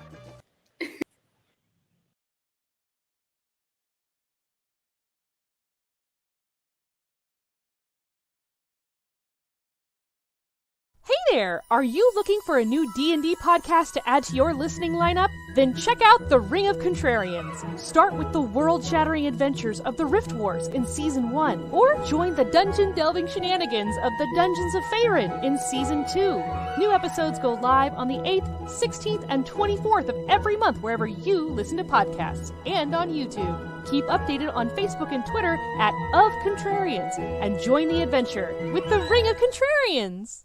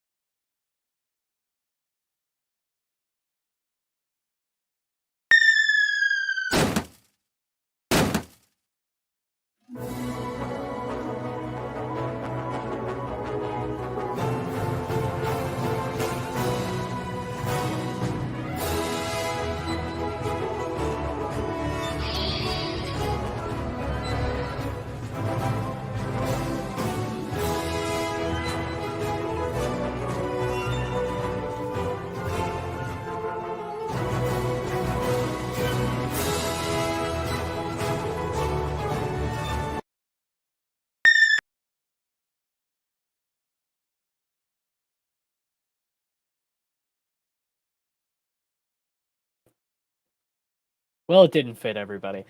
Hello, and welcome to our ad break, where we are talking just for a moment. Instead of doing our epic potty break stuff, we are actually going to run a small episode of Dungeons and Dilemmas for 5 minutes while everybody is gone and having a good time. We are going to go to our chat with some of the funniest questions that we could find beforehand, and we are gonna find answers to them. It's our version of what Yahoo Answers would be. We asked a lot of people beforehand to see what they thought would be a funny, answerable thing that we could bring up. Usually I have a fantastic guest. Oh, I would have a fantastic guest for this, but instead it's just myself. So let's see what we got kicking. Alrighty. First question is going to come from a lovely, lovely person named Montague from our Discord server. And that is, how many demon chickens do we have to stuff in the blood portal before one of them pecks the sword and becomes the ruler of hell? Math-wise, that's a very solid question, because I think you would have to be able to take on whatever would be down there. All right, we need stats. We need stats for this. Hang on. Let's see if we can get stats for a demon chicken very quickly. We're going to go Abyssal Chicken because it's the closest thing we got. All right.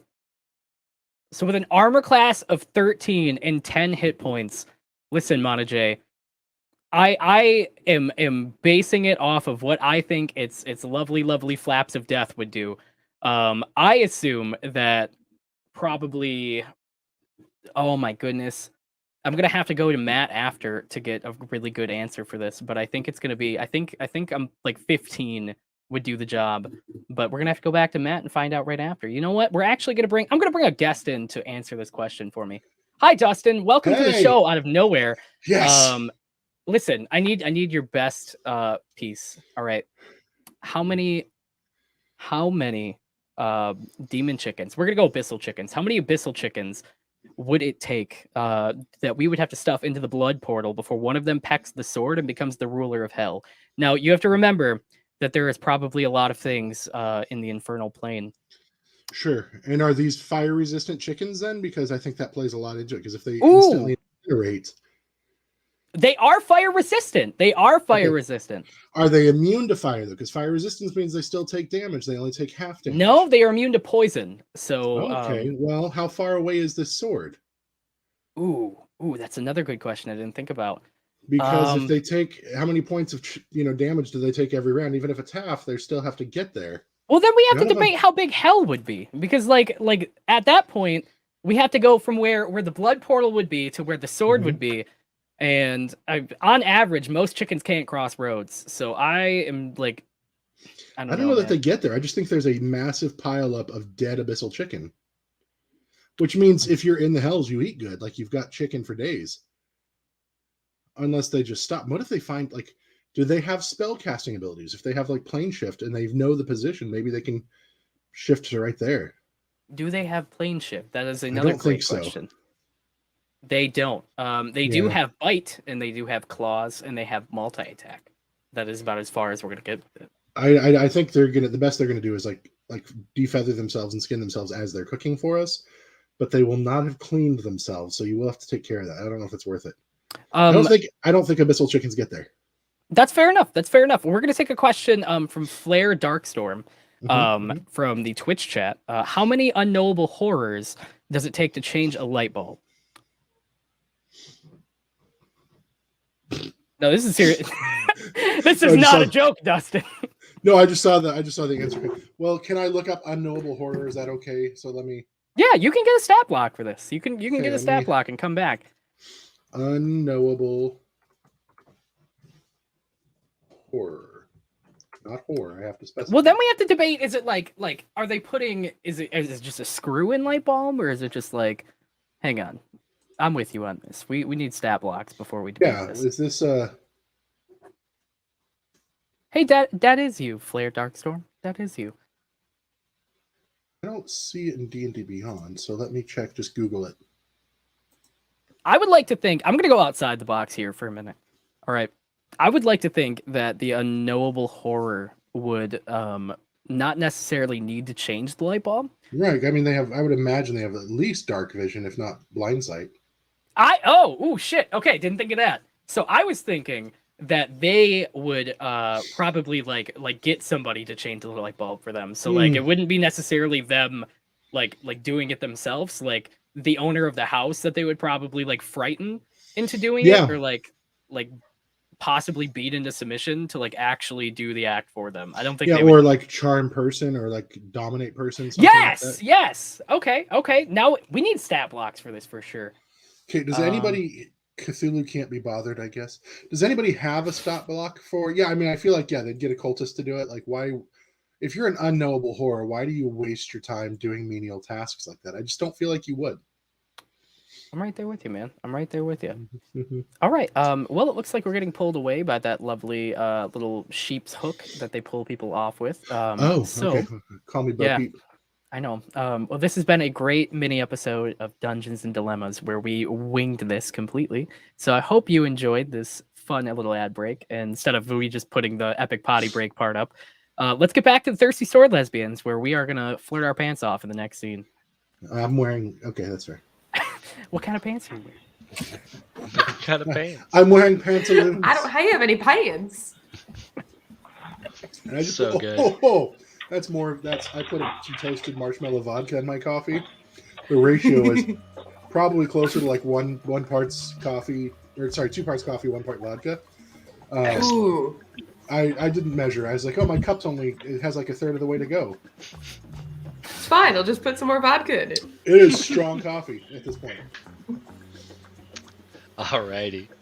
As we're diving back in, we are currently in the Songbird, a We did get club. asked if we could do a 5-minute recap of the characters, if not too much trouble.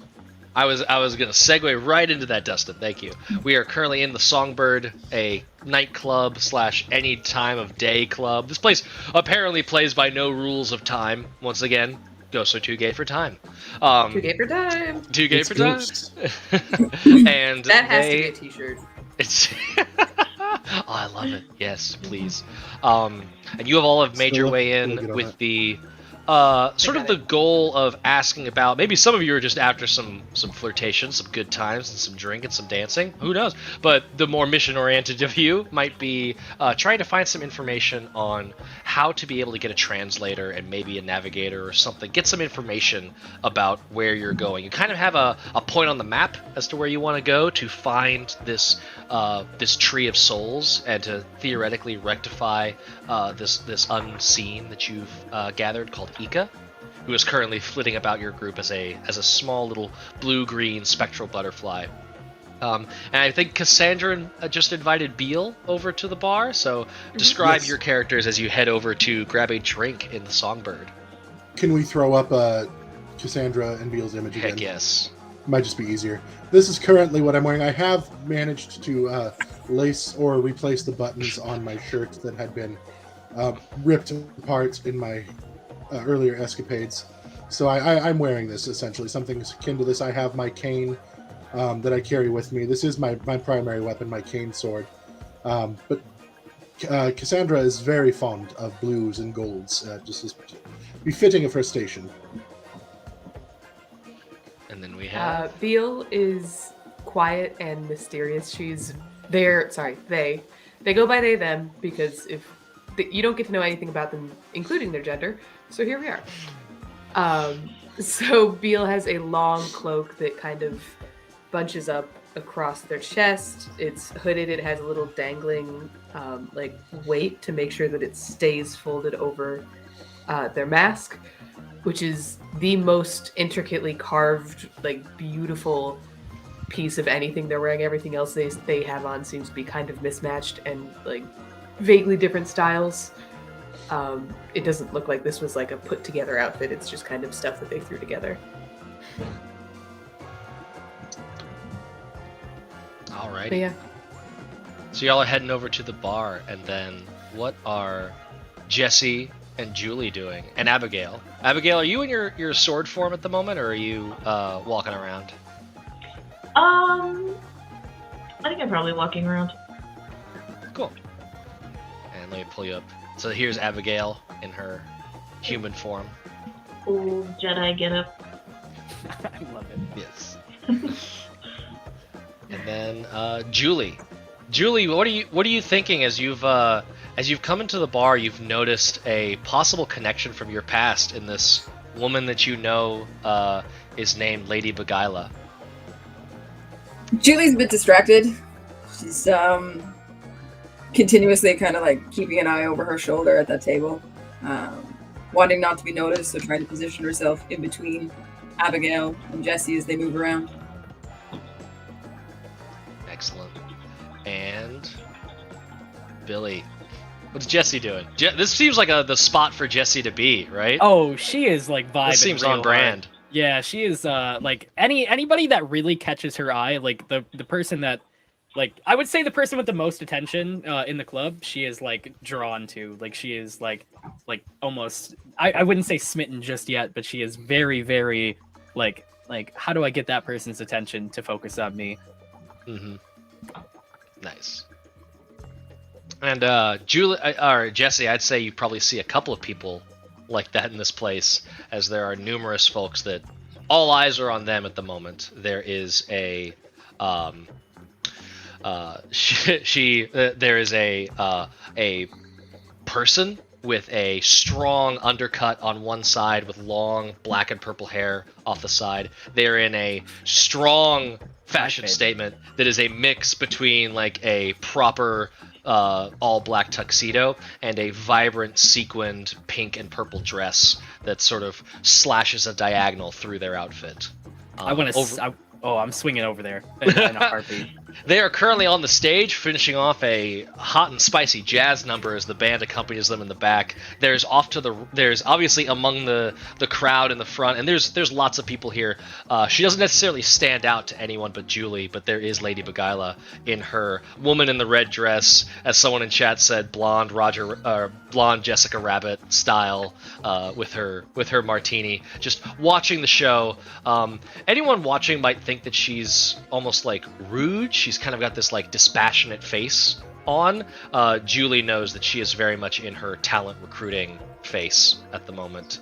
And off to the far right, there is a voluptuous, curvy, dark-skinned woman with long, tangled, curly hair and this white, sparkling dress with large, iridescent feathers and plumage all over. She is 100% peacocking, and her little table area sort of is like this VIP section set up and to the right in this club. So Jesse, Cassandra and Beal have made their way to the bar. You can order drinks. Jesse, what are you doing? Is there anyone that has caught your eye that you're aiming for specifically? I am going to that fashion statement on the stage, and I'm gonna make my way through the crowd and go, excuse me, excuse me, and get directly up to the front of the stage and just almost try and just make any icon. I know she's probably doing her thing, scanning the crowd as she's singing. I would like to perk myself up as much as possible and try and get her attention somehow. Not obviously I don't want to stop the band or anything, but yeah, I would love to just kind of put my hands on my lap and just look over at her I'm deeply into what she's doing. Excellent. I would say that's not even a roll. They're sort of scanning the crowd as they're singing. They're doing that expert showman thing where they occasionally make eye contact with different people as they're singing. You catch their eyes. It's noticeable. As the number sort of swells to a crescendo and raps, they hit the final note. And all right, that's enough for me. I have to go attend to my loving audience. And there's just sort of this flirty wink towards Jesse. As they push the microphone to the side. An attendant in a very nice, but not nearly on their level, black suit comes out and is, all right, and that's going to be a quick changeover for the tables here. Everyone get your drinks, tip your waitresses and waiters. We'll be with you in a few shortly. And the band just sort of plays like a rolling number, just meant to be background jams, while the near floor does like a room switch as they start clearing a few of the tables out for more of a dance number. And this person comes off the stage. You could see one foot is in like a 2-inch heel, and the other one is in like a slightly lifted flat, so that they're not completely off kilter. But they are definitely doing a 50-50 outfit the whole way through as they make their way towards. So uncomfortable to walk with. Catching your eye, Jesse. Is she coming towards me, or is she going? If she isn't coming towards me, I want to I kind of want to stray over there, but I don't want to look like I need to stray over there. So I really want to look like I don't need whatever's going on, but I'm here for it. I'm fucking kind of looking around a little bit, but then going back with eye contact. You don't want to look desperate, but you want them to know that you're interested, and they're kind of doing the same thing. It's this they're walking near you, but not at you, right? They're making a line for a table that you could very easily intercept them, should you wish to. Oh, I would. Yeah, I would wish to. Excellent. Well, hello. Did you like the performance? Let me tell you something. I have never had my breath taken away so perfectly before. Hi, how are you doing? My name is Jesse. And I put my hand out and give her a little limp handshake almost. It's very nice to meet you, Jesse. Glory is my name. Glory? Ooh. Did you give yourself that name, or did you pick it? That is one beautiful name, I do tell you. I earned that name. And she winks with the sort of heavily eyelashed eye. You really know how to brighten up a room. That statement you have on is just... It's a statement, right? Oh, it is. It is one of the best statements I've seen in this club tonight.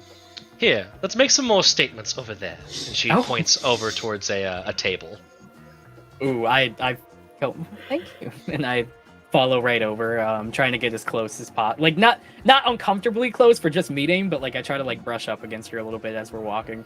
Yeah. And As you do, there's this switch in their demeanor, and they kind of wave at a butler and do like the Bruce Wayne, let's put some tables together kind of gesture, and they're striking a much more like masculine pose as they kind of he pulls you in towards his hip. God, you really know how to sweep somebody off their feet, huh? You're still touching the ground, last I saw. That's later. Julie and Abigail, what are you doing as this transpires?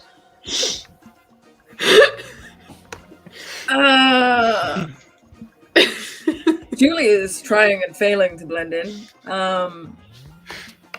and trying to keep eyes on everything that's happening. She's becoming increasingly agitated.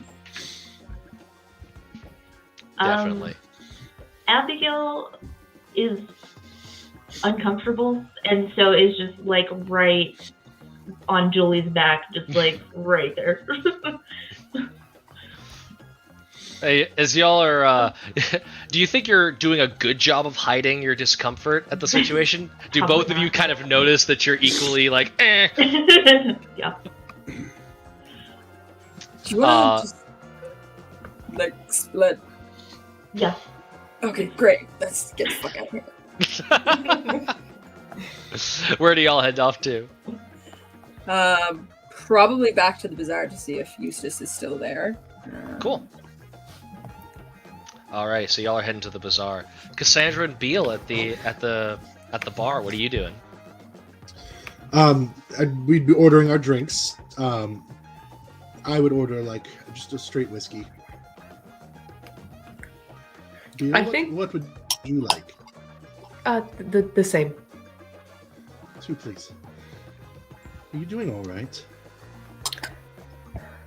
You seem a little I'm- flustered. Well, I'm always a little flustered when Jessie's around. She is a tasty little number, isn't she?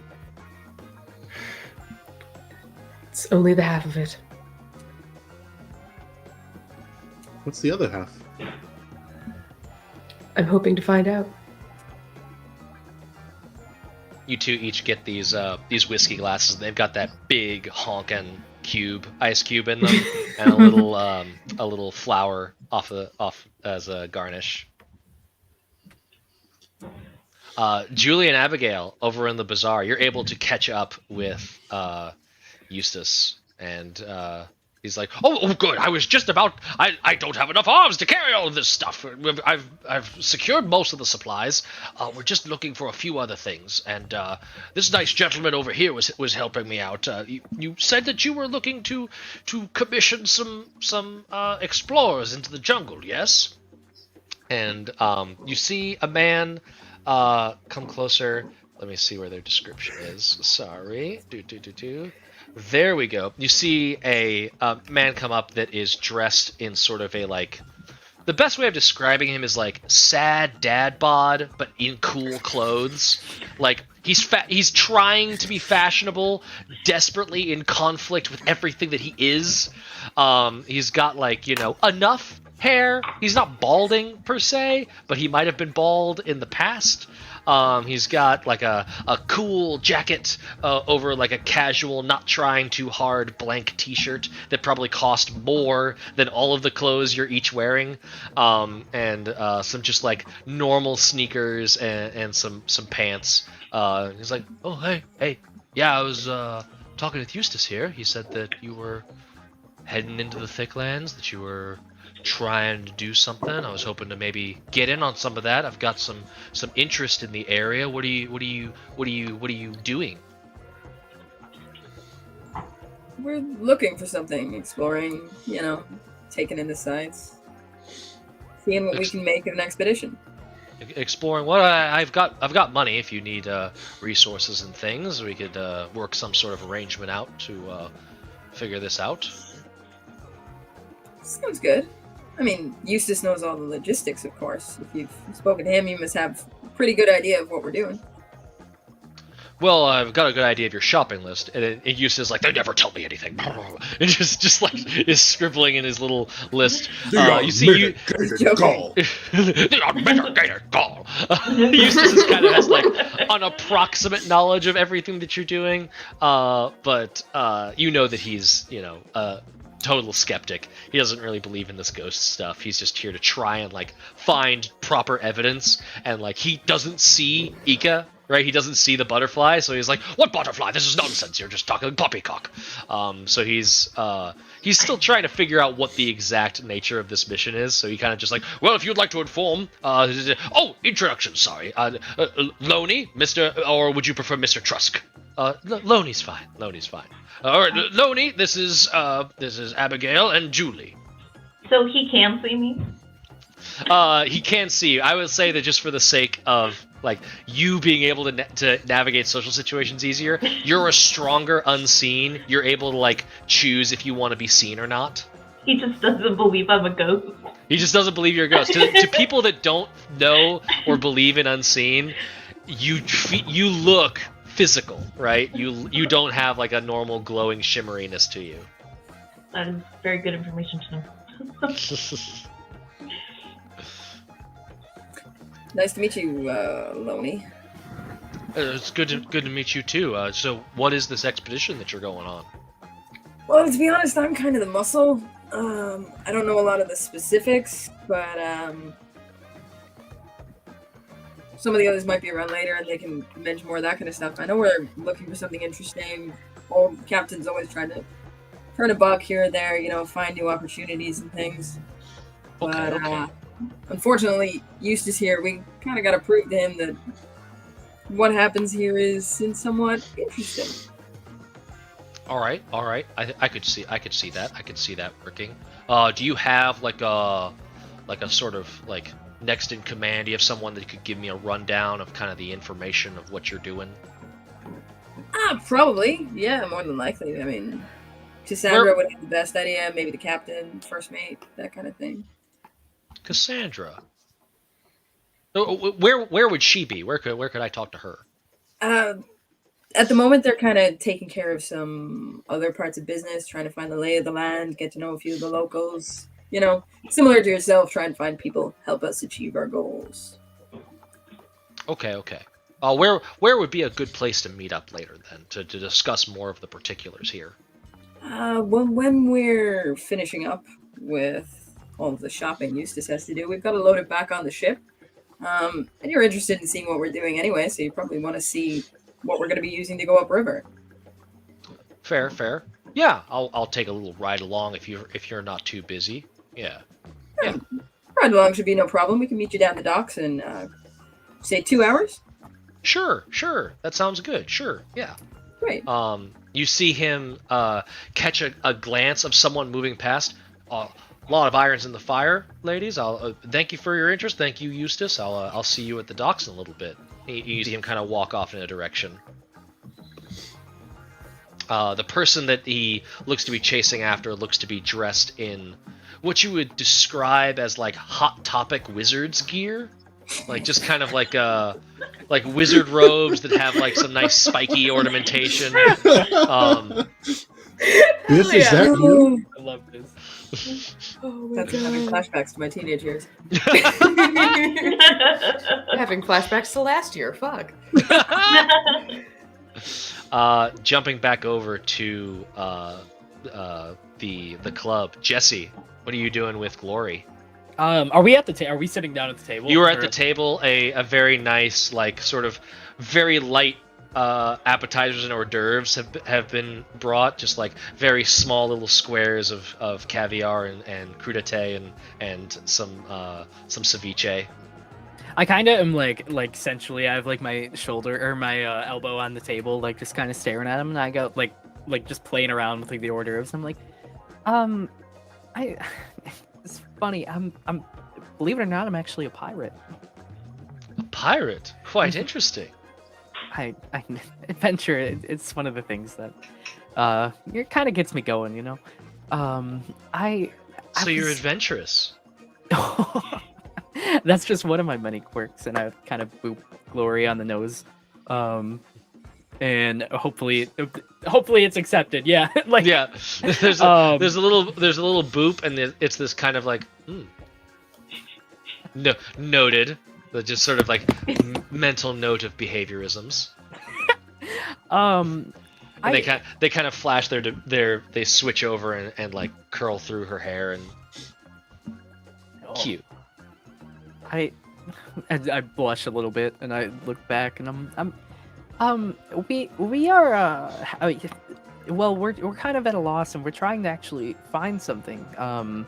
I mean, trust me, I can spend all the time I can here with you right now, and I would love that. I was about to say, you found me. Am I not good enough? Oh, I She scoot in gets a little closer. this like fake pouty face on, but her eyes are just like testing you. I scoot in closer and I go, oh no. I have never seen anybody capture the attention of everybody in a club and just melt my heart away like it's never been melted before. You doll, you are all that a sack of potatoes, and I love it. But for me to be able to come back here, we have to find a translator to kind of help us on one of our adventures. But if maybe we were to get that job done, I'd be able to come back and spend more time with you. How's that sound, Sugar? Give me an entice roll. Fuck, 4.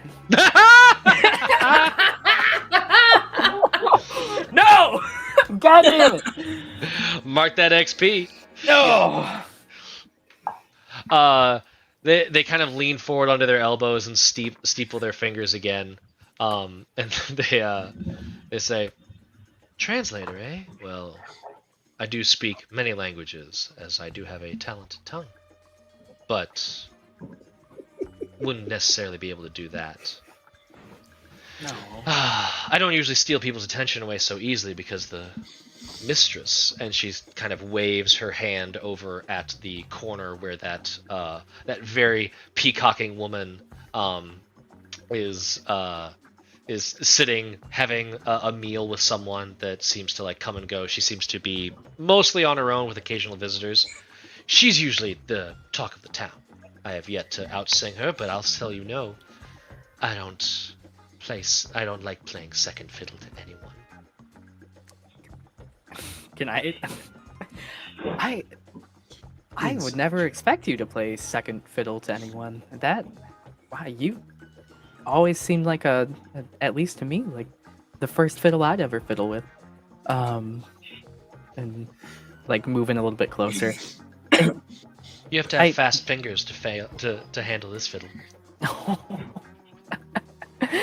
Oh, I've lockpicked so many doors in my life, sweetheart. I give you a little wink. And I look back over. Real quick, can I see where Beal is in the like in the place? Absolutely. Beal, what are you doing at this moment in time? Trying to surreptitiously look at Jesse and also like maintain a conversation with Cassandra. Okay. I leave it up to you how obvious or non-obvious that surreptitious look is. I'd say with the mask. Oh, probably it's super obvious. Yeah. It's like, yeah, no, it's incredibly staring obvious. at the table for long periods of time. Just, what were you saying? Just like looking over and like, yeah, Because I think this is the first time. I mean, you guys have seen them with their mask off before, but like they have to take it off to drink, so it's kind of like folded up on top of their head, and so you can now actually see their face, and they're just like, they look worried, and they're trying really hard to not look worried, and it's just not working.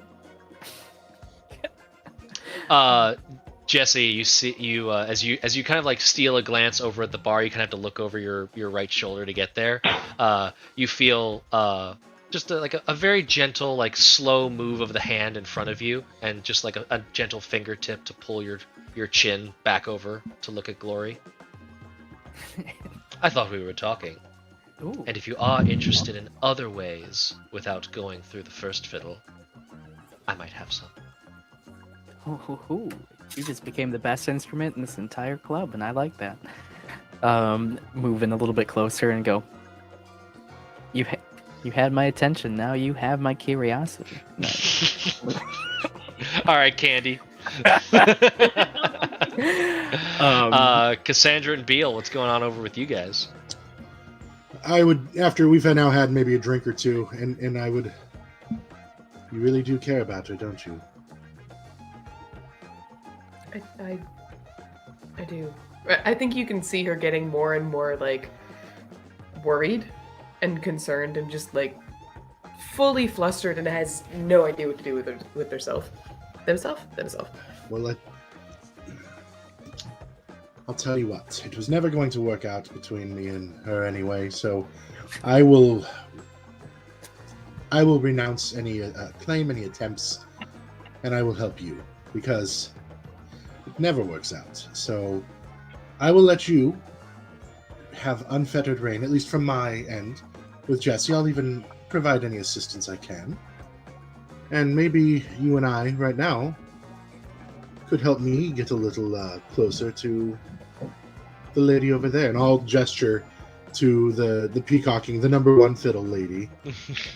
She looks like the flavor of the month, and perhaps I could get us some information, get us some assistance, and get a little fun at the same time. Barty, I can absolutely what is help you with that. the lady drinking? The barkeep comes bartender. over. Yeah. Yeah. Looks over. Oh, same thing she always does. Sex on the beach. Perfect. 2 of those, please. And they start whipping it up real quick behind the bar. In about 5 more minutes. 2 more, please. Just bring them to the table. Very well. Sorry. Beal, would you like a sex on the beach as well?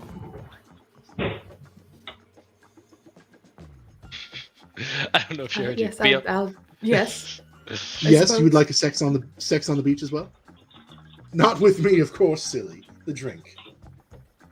Sure. Bartender, make that 3. I don't know that I've. The bartender just sort of like, very well.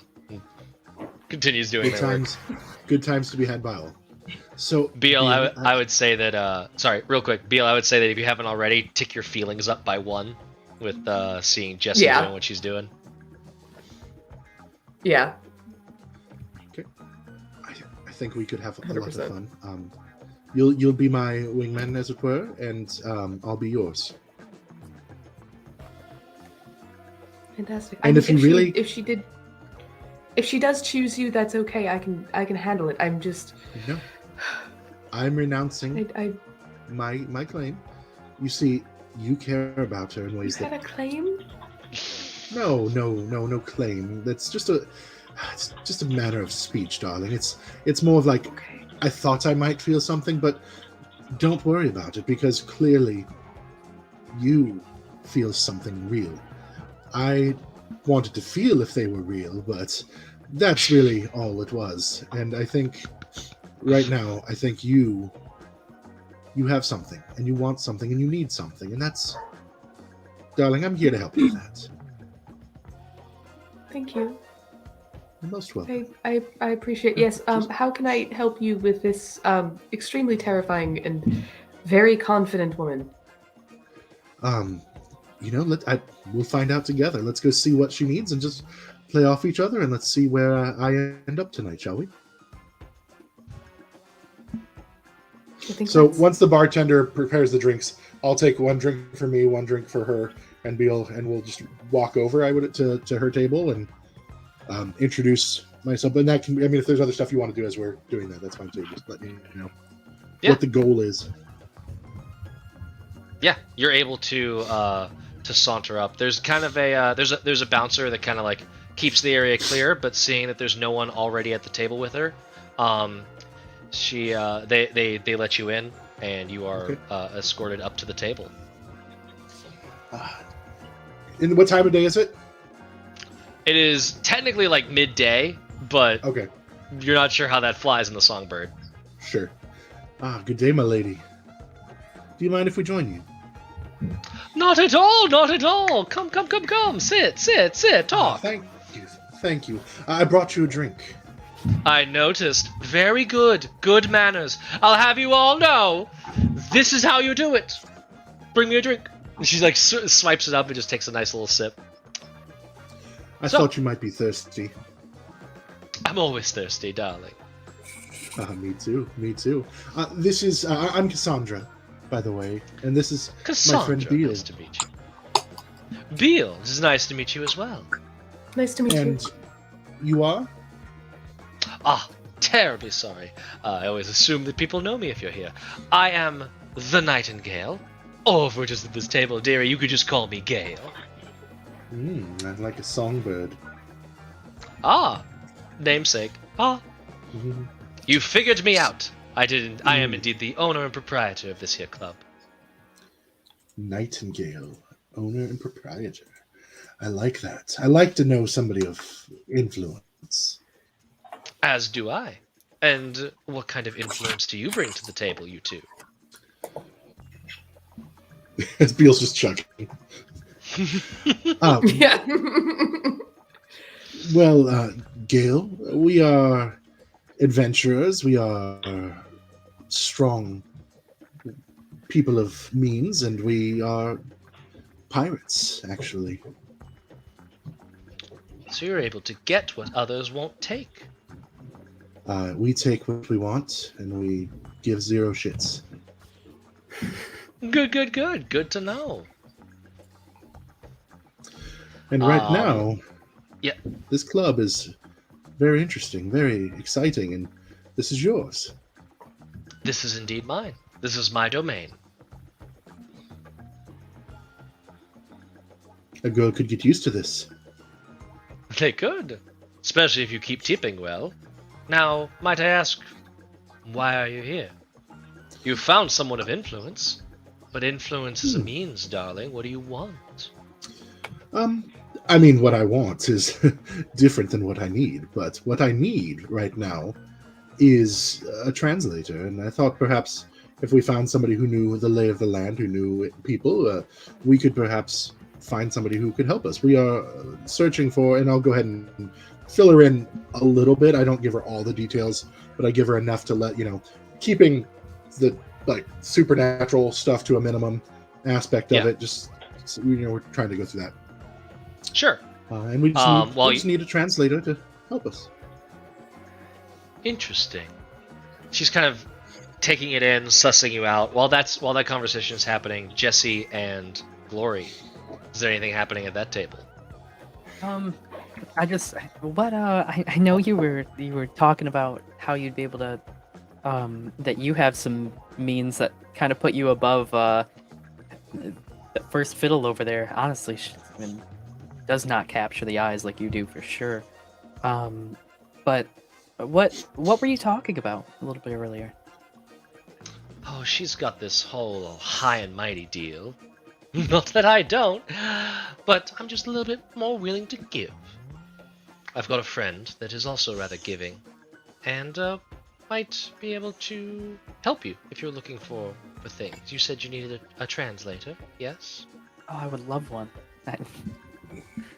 I've got a friend who's been able to help crews in the past. There's all kinds of people coming through here nowadays. If you need a meeting, I could arrange it. I kind of walk my fingers across her shoulders, and I'm like, if you could set up a meeting, that would be one of the greatest things that has happened here tonight. I guess we could make it the second greatest thing if this meeting works out. And I just keep smiling. Let's call it third. You're forgetting about my singing. No.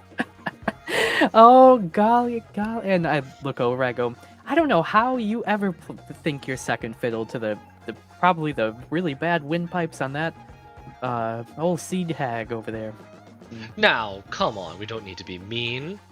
For all the Oh. crap I give her, she does indeed have a beautiful voice. I'm sorry. No emotions get a little high around here sometimes. No, you it's must know it. good. It's good, it's fine. I'll tell you what she doesn't do nearly as well as me. Scream.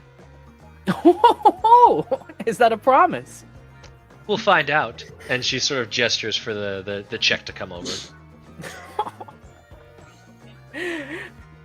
In my brain, I'm like, shit, didn't think I'd get this far.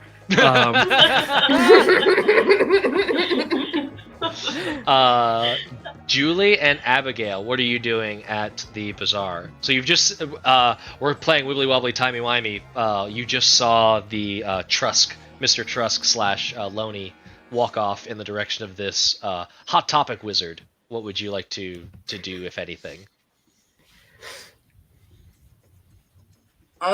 Julie's gonna turn to Abigail.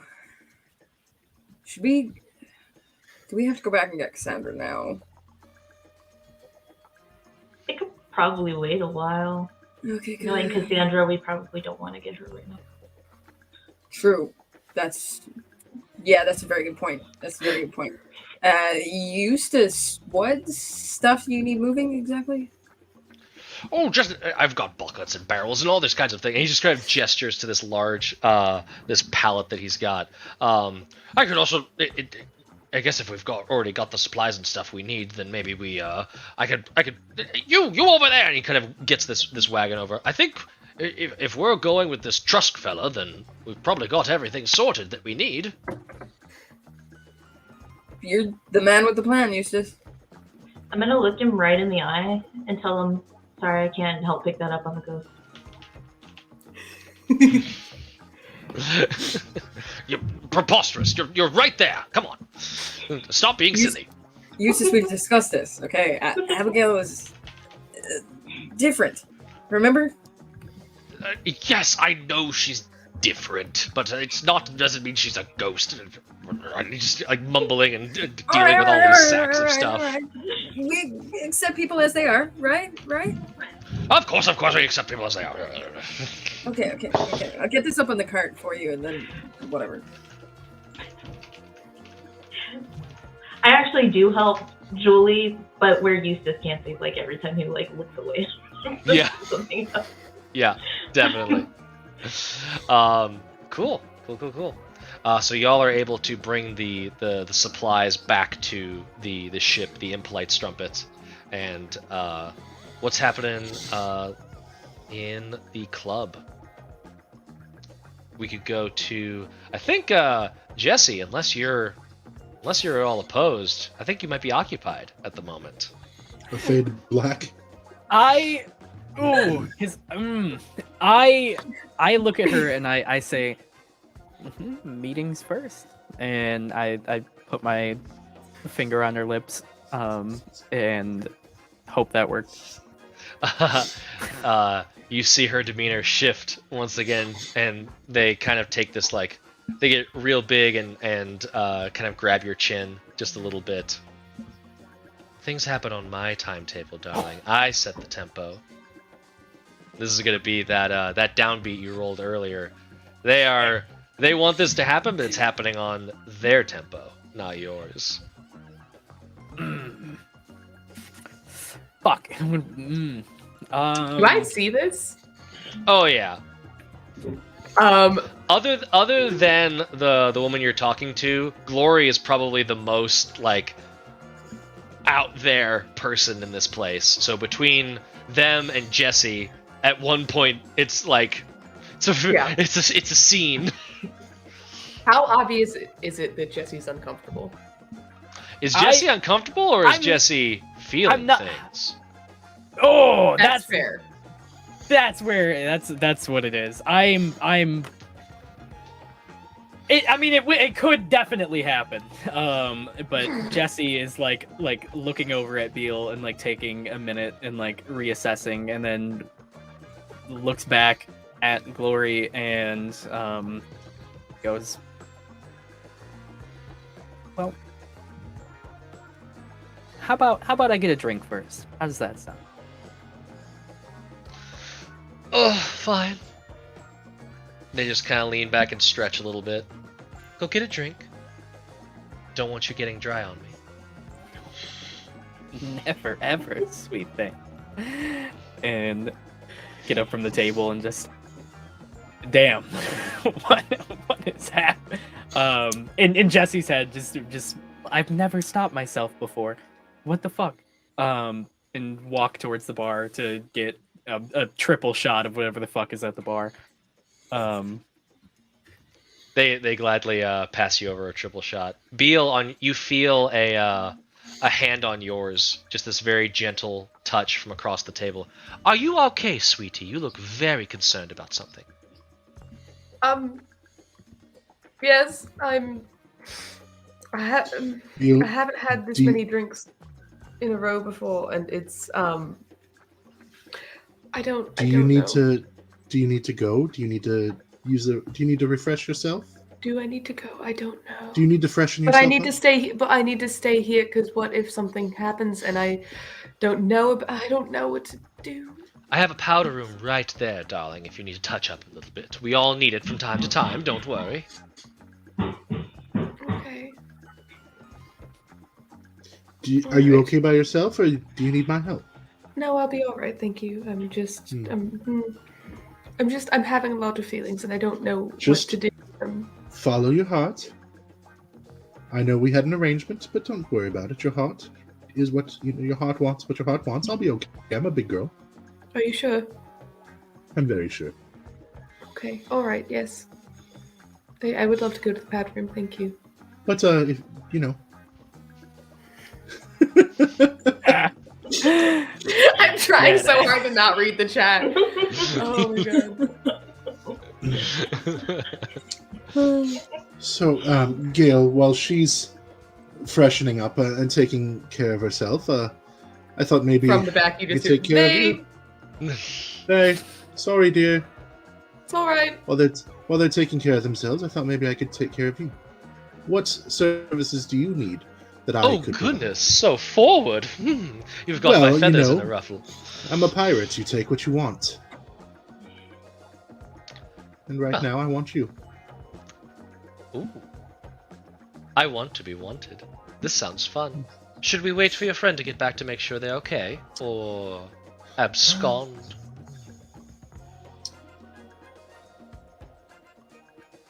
I think they're okay. I think their heart is a little aflutter right now, and they're a little but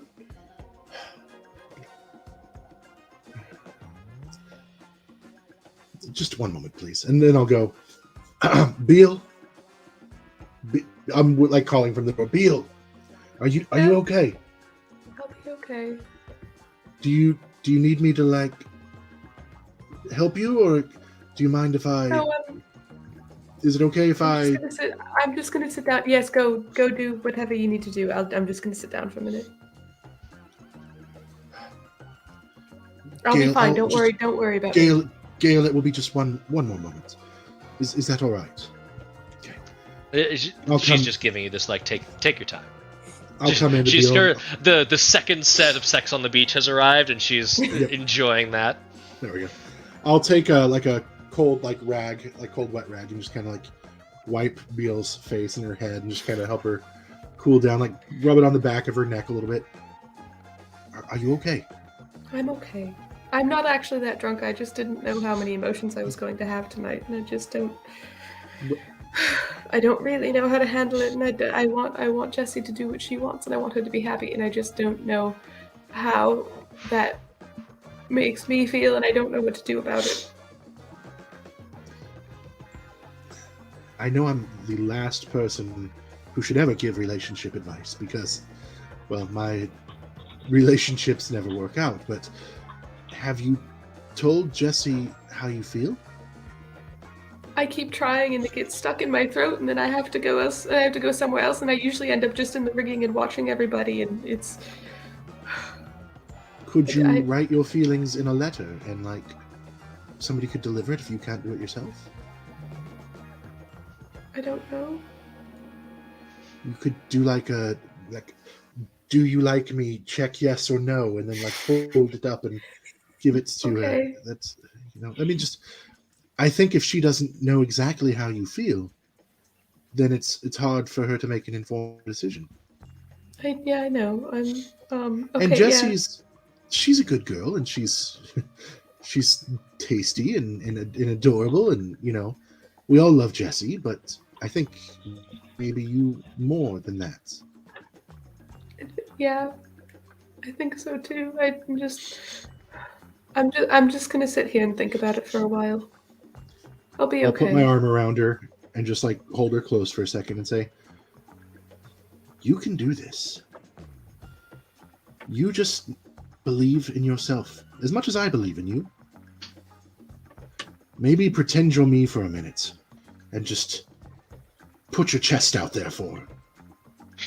Jessie seems to like that. Maybe don't do that. That was I'm very wearing a nice. breastplate. That's fair. That's fair. Perhaps seductively take your breastplate off for Jessie sometime. But again, I am That seems the a little world. forward. Well, Jessie likes forward. You saw how Okay. quickly things moved with Mr. Count Chocula down there. I don't know his name. Mr. Mrs. I don't. You saw, but it moved quickly. Jessie is like a shark with blood in the water. She's gonna snap at things, So don't be bloody. That's weird. Just forget that. That was a terrible analogy. Don't do that. I'm sorry. I'm really bad at this. Where are you going with this? Grace calls Just go over from the corner. Are you okay over there? We're great. Just go tell her how you feel. Just verbal vomit. I'm terrible. Terrible analogies. I'm so sorry. I'm bad at relationships. What is happening? I feel like we should call for an emotional support here, and we'll see how well these metaphors are landing. So Cassandra, give me a plus heart or a plus spirit roll. Oh Lord, I have to go plus spirit because that 0 is better than the -1. Yeah, I'm going to use my dice star. That is not going to be good. Oh, it's not awful. It's a 7. Hey, we take 7s. So, the way that this works is that theoretically you've done a good job being there. You've been supporting Beal. You've been trying to help them out. Beal, if you choose to open up, which I think like the RP you've kind of already opened up a little bit. If you want to choose to say that's mechanically opening up, you can do one of the following. You can clear a condition. You can mark XP. You can take +1 forward, or you can gain insight from me about some obstacle that you or the group is facing. And I also have a thing called Shiny and New, which says when I give or receive emotional support. I think she has the same thing. Is that what you're talking about? I mark XP as well if I succeed. Well, let me see. That is from the When you give or Scoundrel receive book, I emotional think. support in an intimate moment with someone new, you each mark XP or clear a condition. So would she double that? You each mark XP or clear a condition. Yeah, I would say that doubles up. So you would each be able to clear a condition if you have it. You don't have conditions to clear, so I'd say you just both get an XP for free, and then you can still choose the benefit from. Okay, so she can still pick her own. And she can still choose her own from the normal emotional support benefits. Can I ask you a question about what the group is facing for in the future when I need it? I'd say it has to be relevant to right now, but you could heavily contextualize it, right? If I think that you don't have the answer to that narratively right now, whatever question that is, then I could hold it over and wait until later on when that answer would present itself narratively. Okay. Do you have a question for an obstacle that might be facing your group? Rat me out. I don't have one right now. I might just take +1 forward for the minute. Okay. Sit on that for a little bit. You can make a decision after I ask Jessie a very important question, because Jessie, Beal and Cassandra have left the site, and Good. Glory is still looking at you. Oh, okay. Matt, I'm gonna need you to hear me out for a second, buddy. Okay, I'm gonna. Am I at the bar right now? Yes, you are. Can I? You've just been past the triple you ordered.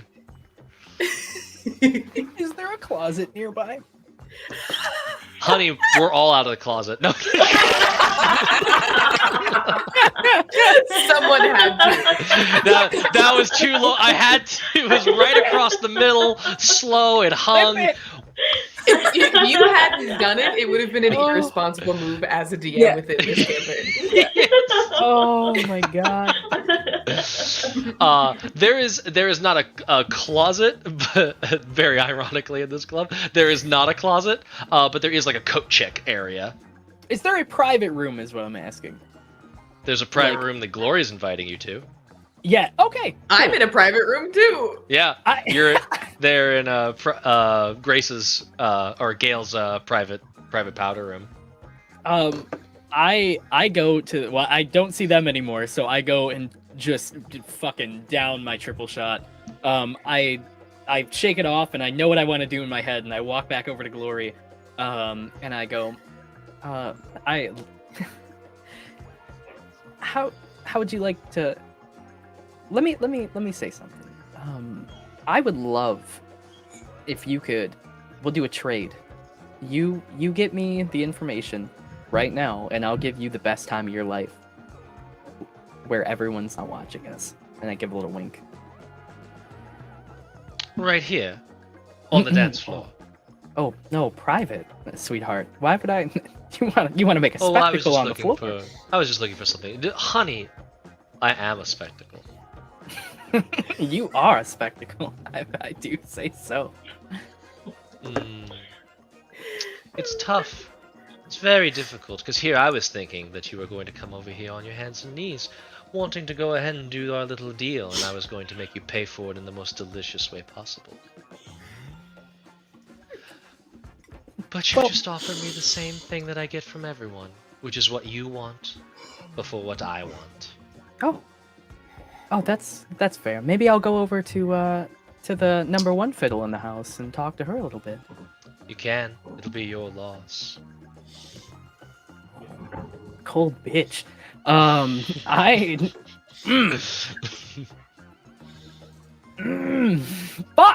I hate this. If you want, we could have a proper duel for it. That would be interesting. A duel, you say? Do you sing, or do you only scratch? Sweetheart. Who do you think they named the bar after? Little. I don't know. She's beating me in energy. She's kicking my ass. That's because You're standing in front of a gender fluid powerhouse that's currently 50-50ing both of the most excellent looks. What are you gonna do? How can you defy this energy? You're total sub. Just embrace it. No, god damn it. You are not gonna like it if she has to whip out her sword. Fuck! But isn't that kind of the point? We are thirsty sword lesbians. I think it's more like spicy sword lesbians right now. Like, damn. It's right. very spicy. The thirst seems to be getting quenched at every angle. Listen, I didn't mean to insult you or make you feel anyway. But Or lead me on. I'm getting impatient here, honey. Oh, sweetheart, I just the truth is without a translator, I'm gonna be stuck tied to a ship for the rest of my life, and I won't be able to ever make my way back. And if they don't get the information soon, who knows what they might do? They might be angry, and I might never see you again. But see, with me, you'll be at least tied up to a bed all afternoon. Oh. Tell you what, how about we go and get you all situated, put you in your proper bindings in place, and then I can go give a note to your friend. Let them know that while you're having fun, they can go do the work. This bitch. Get her. I walked in with my fucking top energy and I'm getting destroyed. Jesse's a switch if ever there was. You We're obviously learning adopted so the much. top. I was born in it. Molded by it. I look and I go, how do I know that note's gonna get to my friends? You don't even know who my friends are. You would trust me to tie you up, but not to deliver a note. I'm starting to lose interest in this game. Well, the game only starts if I know I get a prize at the end, sweetheart. Oh, you're like all the others, wishy-washy. I have other things to do. She starts to walk away. And she is, I say she because she's definitely doing a nice little hip swagger with each, Oh, click, fuck clack. this bitch. Where's that first fiddle? Where's that first fiddle lady? She's over in the corner. She's mine. She's mine. You I don't will- get you don't get Fuck to that. girl. I am walking over. I am gonna walk over with the confidence of like a fucking god and just plant a fucking kiss directly on the first fiddle lady. I don't give a shit. Like You I walk am over. passionate. I'm gonna have Just to as give Neil Billy. and I walk This is out. gonna have to be a what is this gonna be? This is gonna be actually a defy danger or a defy disaster roll. I need you to defy disaster, and I need you to defy disaster using what would this be? I'm gonna say with the attitude you're doing, I'm gonna say defy disaster using daring. Oh, fuck this bitch. I'm so mad. I don't even care. Jesse's out of her mind right now. You're Oh, gonna steal my girl right in front of me. yeah. Jesse yes, wants what she absolutely. can't have. That is I hate it. I hate it so much. That is an 8. That's an 8. Okay. Wait, shit, 9 because I didn't +1. I'm sorry. Okay, 9. The GM will offer you a hard choice or success with a sacrifice. As you're making your way there, you see the bouncer like starts to interpose and is like, whoa, what's happening here? Like, Nightingale's already in a meeting. And what do you say and offer to get through this? Or do you just push your way past? Oh, Jesse's fucking mad, dude. Jesse's gonna push her way right past. She is. Yeah. Pushes her way right past. So you're at this moment you're like, damn the consequences, go for it. You're This just bitch doing made it. me mad, dude. I am. Jesse does not feel like top bitch in this place right now. Yeah. She is very beat up about this. She walks in, just right past, goes right up to first fiddle, and just goes. I just wanted to say that I've been in this club a couple times, and you've taken my breath away more than any second-rate singer that I've ever heard in this entire place. And I fucking do my best to swoon her with words. And hopefully, Glory's watching. I'll say this. I will guarantee you Glory's watching. I will say you can pull this off and you can kiss Grace. I will say Grace, or sorry, I keep saying Grace. Gale. Gale is going to get a string on you because she knows what game you're playing. She's been in this club longer than anyone. She made this club. She knows the games that go on here. So she knows what there's going to be. So that's going to be one cost, and the other cost you will know after the deed is done. Oh, I hate that. Let's do it, Matt. Let's do Boom, it. she's I love it. pregnant. She's pregnant. So Gale is going to get a string on Jesse. Oh my god.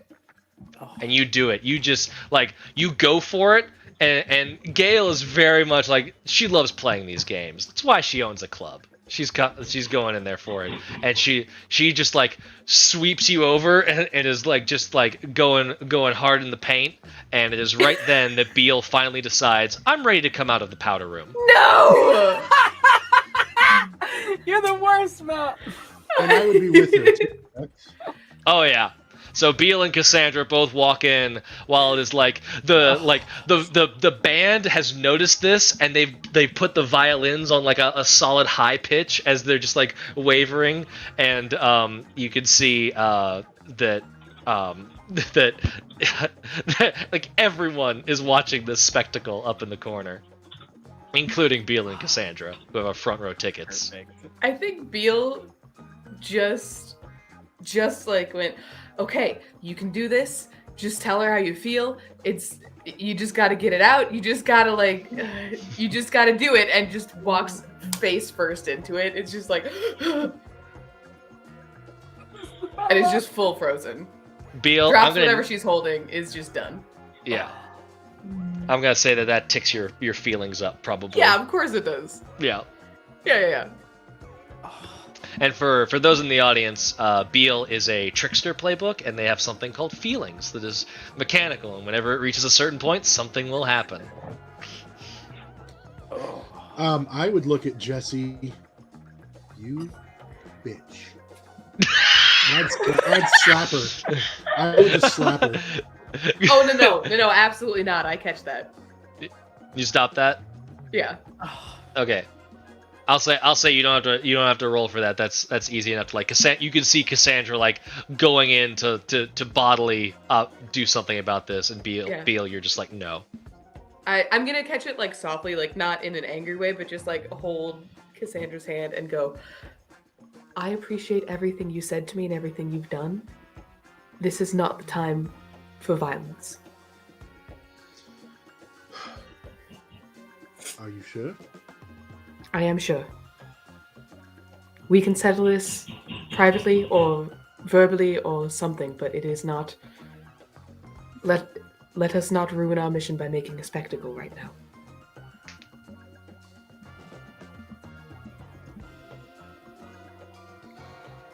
As you wish. Gale is the kiss is broken at this point. The kiss is broken at this point, and Gale is just holding Sex on the Beach in one hand and Jesse in the other, and is just like, tasty, but it seems to be volatile towards those around it.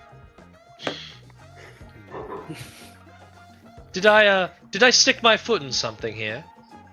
No. To be honest with you, I just like the look on that second fiddle's face when we share a moment of good times. And I look back at Glory, just fucking, or Glory, yeah, Glory, and just fuck you, bitch. Oh, Glory has this demeanor across the bar, and he's standing there just very like puffed up and stock like tall, and is just like, bitch, I'm still fabulous. So God. Jesse, Gale and I were just about to leave. Does that mean you're joining us? I'm sorry, real quick. Do we have translator information at all? Or no. Okay. Nope. But she did say that fucking I could get it from her. So I do swoop back in, and I'm like, Second Fiddle. I'm never gonna call them by their name. Second Fiddle was telling me that you might be the one to help us. Like we are pirates. If some of my friends haven't told you, and we are desperately searching for a translator to complete our expedition to, well, honestly, do cool shit. And we are in desperate need, and I would do anything, and I mean anything, to get a translator, except Glory. If your piracy and standards for making deals was not clearly evident already, you've made it so. Very good job. And she just kind of like just very gently like lifts you to where it's like, okay, we're done now. Fucking bitch. I storm out with that diva energy. I'm so fucking just walk out. Beal puts one hand on Cassie's shoulder and goes, They're just playing games. She's still yours. I'm just gonna go handle this, but it's okay. It's okay, I promise. Do you need It's gonna be okay. Sorry? A dagger, perhaps? Do you need anything? A dagger, No. perhaps? Okay. No, you do this, I'll do that. It'll be fine. Very well. I will see you on the ship. Yes. Hurries out after. Now, Gale. After Jesse. Now, where were we, Gale? We were in the middle of God's only knows. Is this a polycule gone wrong? What's happening here? I think that one has some issues that they need to work out, and they're not used to being outclassed. Yes, Jessie has the demeanor of an upstart singer that just got throttled on her first evening. So, well, it happens to the best of us. She kind of has this far-off look for a second. Anyways, I have full confidence that your crew is very capable of getting themselves into trouble, and that's exactly what I need. I don't know a lot about what's been happening, but there are rumors circulating the city. Several people are very interested about things that I don't know, and I don't like not knowing. So here's the thing. I hate to ask for something that I don't even know what it is, but darling, that's where I'm at right now. So Cassandra, dear, if you could be a doll, what I'd like is whatever these people are so fascinated about, whatever's got their feathers all pluffed up, their plumage is all over my streets, and I don't know what they're crying about. So please, I'll provide you the means to a translator that I know does really good work. And you, once all this is said and done, supposing that you survive the tale, you bring me something of value from whatever these peacocks are doing. Does that sound good? Well, the unknown is what we deal with exclusively, so that sounds perfect. Right up my alley. Excellent. By the way, this is very businesslike and all, but I'm always available for social gatherings as well. Well, I mean, if you have time, perhaps we could socially gather for the evening. I've got nowhere else to be. Just make sure your crew is aware of things, and you know, feel free to fly away and come back to me, dear. There's no rush on my end. I want to make sure that you and your crew know what's going on and that everything is fine. Last time I left, Jesse came up and caused a scene, but very well. I shall. Do you have any further information, or do we need to dig that out from amongst the commoners? No digging. Don't get your hands dirty. She pulls out from her cleavage a small note. Many people are in need of these services, dear. I've got a couple of those squirreled away. She passes you the note, and it, unfolding it, it has the name Shepherd and an address that you know to be somewhere in the city of the gate. Okay. I take it and I stick it into my cleavage. That way it's close to my heart. Oh, excellent. Excellent, darling. Thank you for the drinks, the words, and thank your friend for the show. That was incredibly entertaining. And she's a good kisser. She shouldn't feel too bad about how that played out. Should I keep the drinks coming until I return? I can see to it on my way out. No, darling, they're free for me anyways. It's just nice to know who orders them. Well, then I shall return as quickly as I am able. Very well. Have a good one. And I hope to have a better one later. And then I will... The best? Come on, look at me. I'll kiss her hand as I... She very eagerly allows you to, yes. She's all about that. And as I'm walking away, I'll kind of turn away and give her like one last like little wink as I... Yours is very subtle and nuanced and nice, and hers is like she does not mind showing off to the room. Alrighty, so I imagine that all of you are sort of bending back. Beal and Jesse, I don't want to pass over your scene. So what happens when Beal catches up to Jesse, or does Beal catch up to Jesse? I don't think she does. I think that she's so flustered after the scene that just happened in the bar that they just want to make sure that Jesse's safe. Like they're totally drunk, they're way out of it. They just had an emotional moment with someone and then promptly stood up to them, and they there's too much going on for them to do anything about it, so they're just like following, making sure she's safe and trying really hard to not be creepy about it. I think Jesse, like Beal could probably hear Jesse just going, I never get feelings, fucking garbage, it never impedes me, and she's like saying to herself, and then she crumbles up like a piece of paper and just throws it on the ground. She goes, God damn it! And she's swinging her arms around, and she keeps walking angrily. Beal picks up the paper.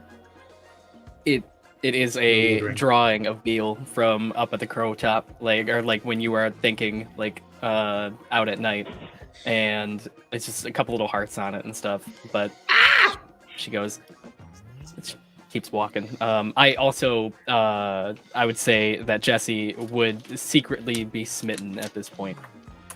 Ooh, I like it. Secret smitten. Did not and expect this arc to go this fast. Yeah. I did lose my smitten, by the way. I'm no longer smitten with Jesse. Oh, okay. Just, I don't know if that matters in play of anything. Because you have renounced, yes, because it matters for certain moves. Say like if you, I think like emotional support. If you do it with someone you're smitten with, there are extra bonus for that. So it is important to keep track of who's smitten with who. So Jesse, if I hadn't renounced it, it definitely would have happened after seeing Jesse kiss Gale. that was a bold move. That was a bold move, yeah. Cotton. Let's see if it pays. now- Oh, it in did character. not. It did not at all. So Jesse is smitten with Beal. Let's see what those questions are. We're all fully aware that Beal has been smitten with Jesse. Oh, I figured that was an off-camera Yeah. thing that already existed. That's why Yeah. Jesse has so many strings on you. I just wanted to verbalize it.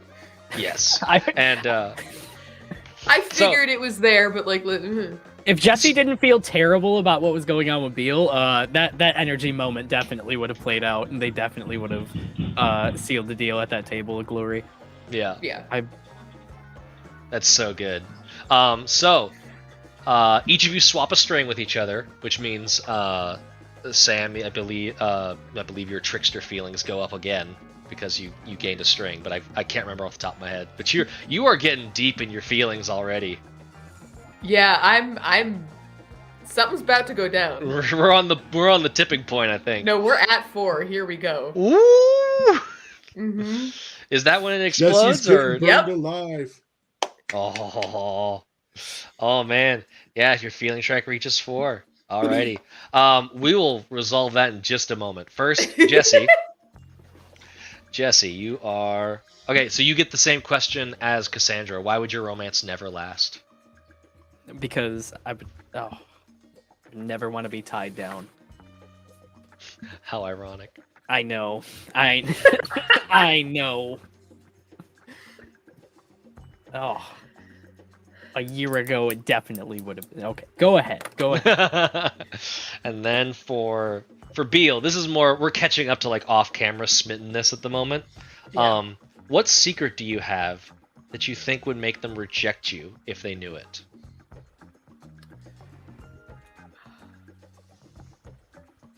That I knew I had seen them before we got on the ship.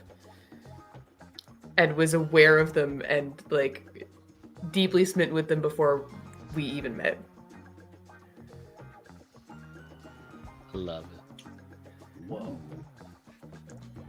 So yeah, you. I will say that I'll say that like you've reached 4 on the feelings. You're technically boiling over at this point, but we can have that boil over moment happen at a very narratively interesting point. And what I'll say happens next is in terms of all your 3 groups are kind of maneuvering, and you've got this information, you've got these next steps to go through, you've got the supplies, you've got like a place to go for this translator theoretically. You all meet up back at the ship, and it just so happens to be, because narratively, 2 hours later, and walking up to the docks near the Impolite Strumpet is Loney Trusk. Loney Trusk is walking up, and they're just a little bit away. He's just far enough away that you can see him in his Too Cool t-shirt and dad bod rocking up. And this is kind of like everyone's kind of arriving at the ship all at the same moment. Beal, you're ready to explode. It's ready to happen. Cassandra, you notice Loney Trusk walking up. This is him. This is the dude.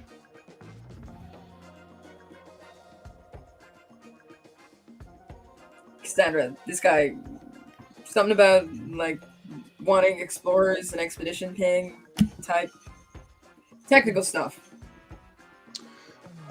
Well, I suppose I should see about that. Before I do, let me. I'll tell you later. Okay, I'll go see about this, and then I'll You sure? head down.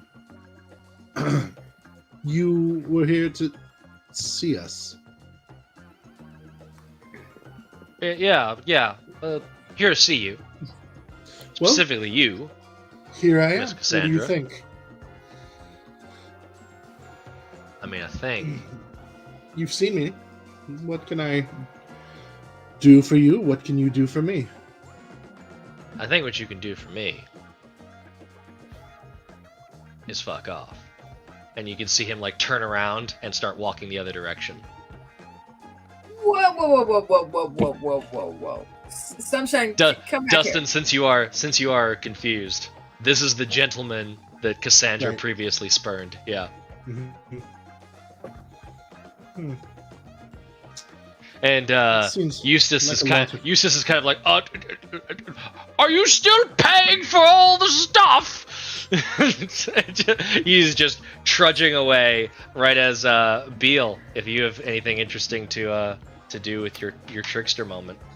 I don't have anything right now. I think Beal is fully masked up and just like kind of in the background, not paying attention to anybody at the moment. Okay. Can I scream at the dude as he's walking away? That was a lot of tiny dick energy. He doesn't stop. He's gonna keep moving forward. That's weird. Okay.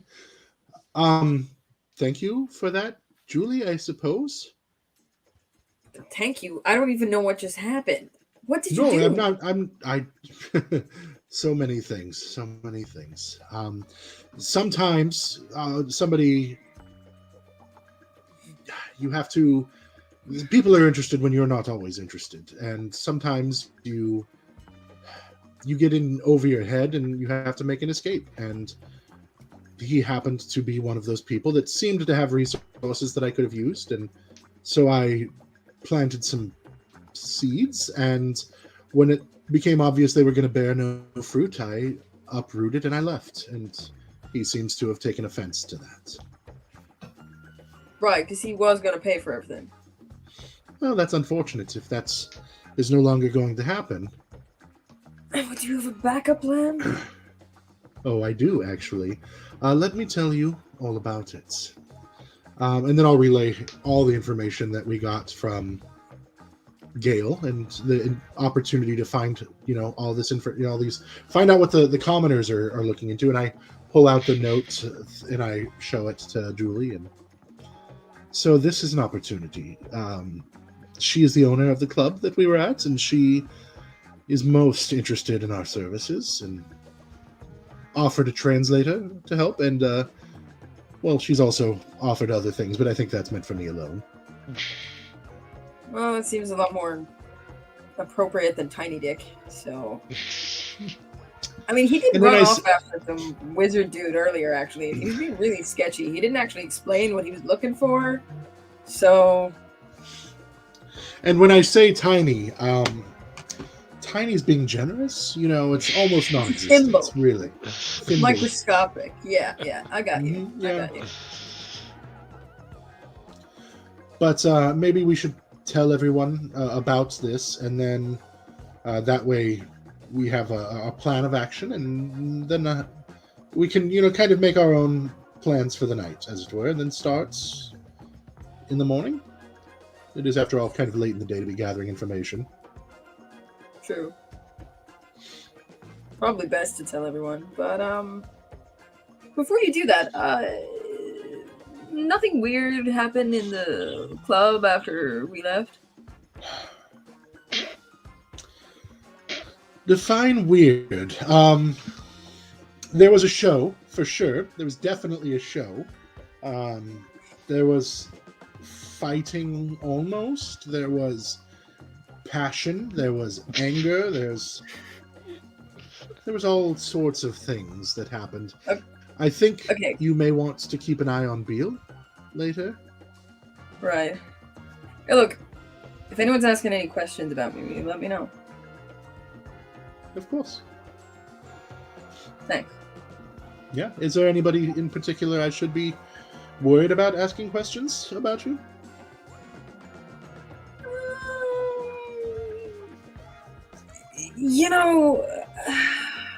Probably best if you don't know. For now. Yeah, fair enough. I'm here if you need backup or if you need to castrate anyone. Yeah, I'll hit you up on that, alright? I just don't particularly want to attract any trouble just yet. Fair enough. Appreciate it, Cassandra. It's And always don't my tell the pleasure. others. Okay? My lips. I mean, don't keep them That was closed me forever. sealing my lips. It was a metaphor, dear. Alright. I'll talk still. Like, how's everyone doing? But I'm not going to. This conversation never happened. Other than Yeah, the part fair. where I told you about the others. You know, so this part of the conversation, like from here to, I'm really bad at metaphors. I'm just not good at that. Cass. I feel Cass. like we as a crew just really suck at the metaphors, don't we? Captain, We really you should know, work on boundaries well, huh? we're just bad. We're just bad. But Julie, your secret is safe. I will never rat you out. I will never. You can trust me. Yeah. And Julie will give Cassandra's like shoulder squeeze. I do trust you. It just, Firm. you know, things and emotions and feelings and measured and not good at that. But yeah, I trust you. You and me both. Feelings get me into trouble more often than not. Yeah, bit wild, huh? Anyway, I'll go check on Beal and you fill everybody in. Yeah, absolutely. All right. So I'll go look for Abigail first because I'm not gonna go find Jesse right now. Yeah. I will. Abigail and Cassandra, is there any you want to? You can catch everyone up to speed on like the essential elements of what's happened. You've theoretically got this translator lined up. You know where to go to meet them. You had a benefactor that could pay for some supplies, and that seems to have hit a bit of a snag. You're not exactly sure why, but you do remember him making note of the name Cassandra when you brought it up. And now you have this little element of backstory about Cassandra and him having some sordid past. Jesse and Beal are a situation. The situation is about to hit a tipping point potentially, but if we want, we can save that tipping point until next time. Open up on a nice little explosion from the trickster. So we see the crew of the Impolite Strumpet kind of reconnoitering and regrouping and figuring out what the next steps in the plan are. You've got one of the three pieces, theoretically. You have a translator. You still need some way to pay for these supplies and resources, and you haven't really broached the gatekeepers at all. You don't have a way in to the Thicclands just yet. But the pieces are starting to fall into place. And it's starting to move forward. And the camera pans back as the sun starts to set on the dock and all these lights start to light up. And we are moving out back into the ocean. Out and away and seeing this broad scope of the Thicclands as we kind of pan up at this high angle, and the camera then shifts and dives below the waters. A corpse floats past. Callous. Disregard for life. They think they're good, but there's no good in evil. There's only death. We'll find out soon enough. I'm almost there. And that is where we are going to end tonight's game of Thirsty Sword Lesbians. Oh my gosh. There is one more move man. to play. This is a magical part of this game, is that there is an end of session move. This is where we get some XP at the end of the game for everything that we've been doing as a group. So, at the end of every session, each player marks XP if, during the session, any PC confess their love. There was a lot of flirting, there was a lot of kissing, there was a lot of strong innuendo about bedroom behavior, but there was no confessions of love, so I don't think that one happened. Although we did get a smitten out of Jesse to match the smitten of Beal, so we're getting a little closer on that front. I like it. Any PC struck a blow against oppression or de-escalated a violent situation. It's odd because you escalated a violent situation to chucking people off of a ship, so maybe not that one. Struck a blow against oppression.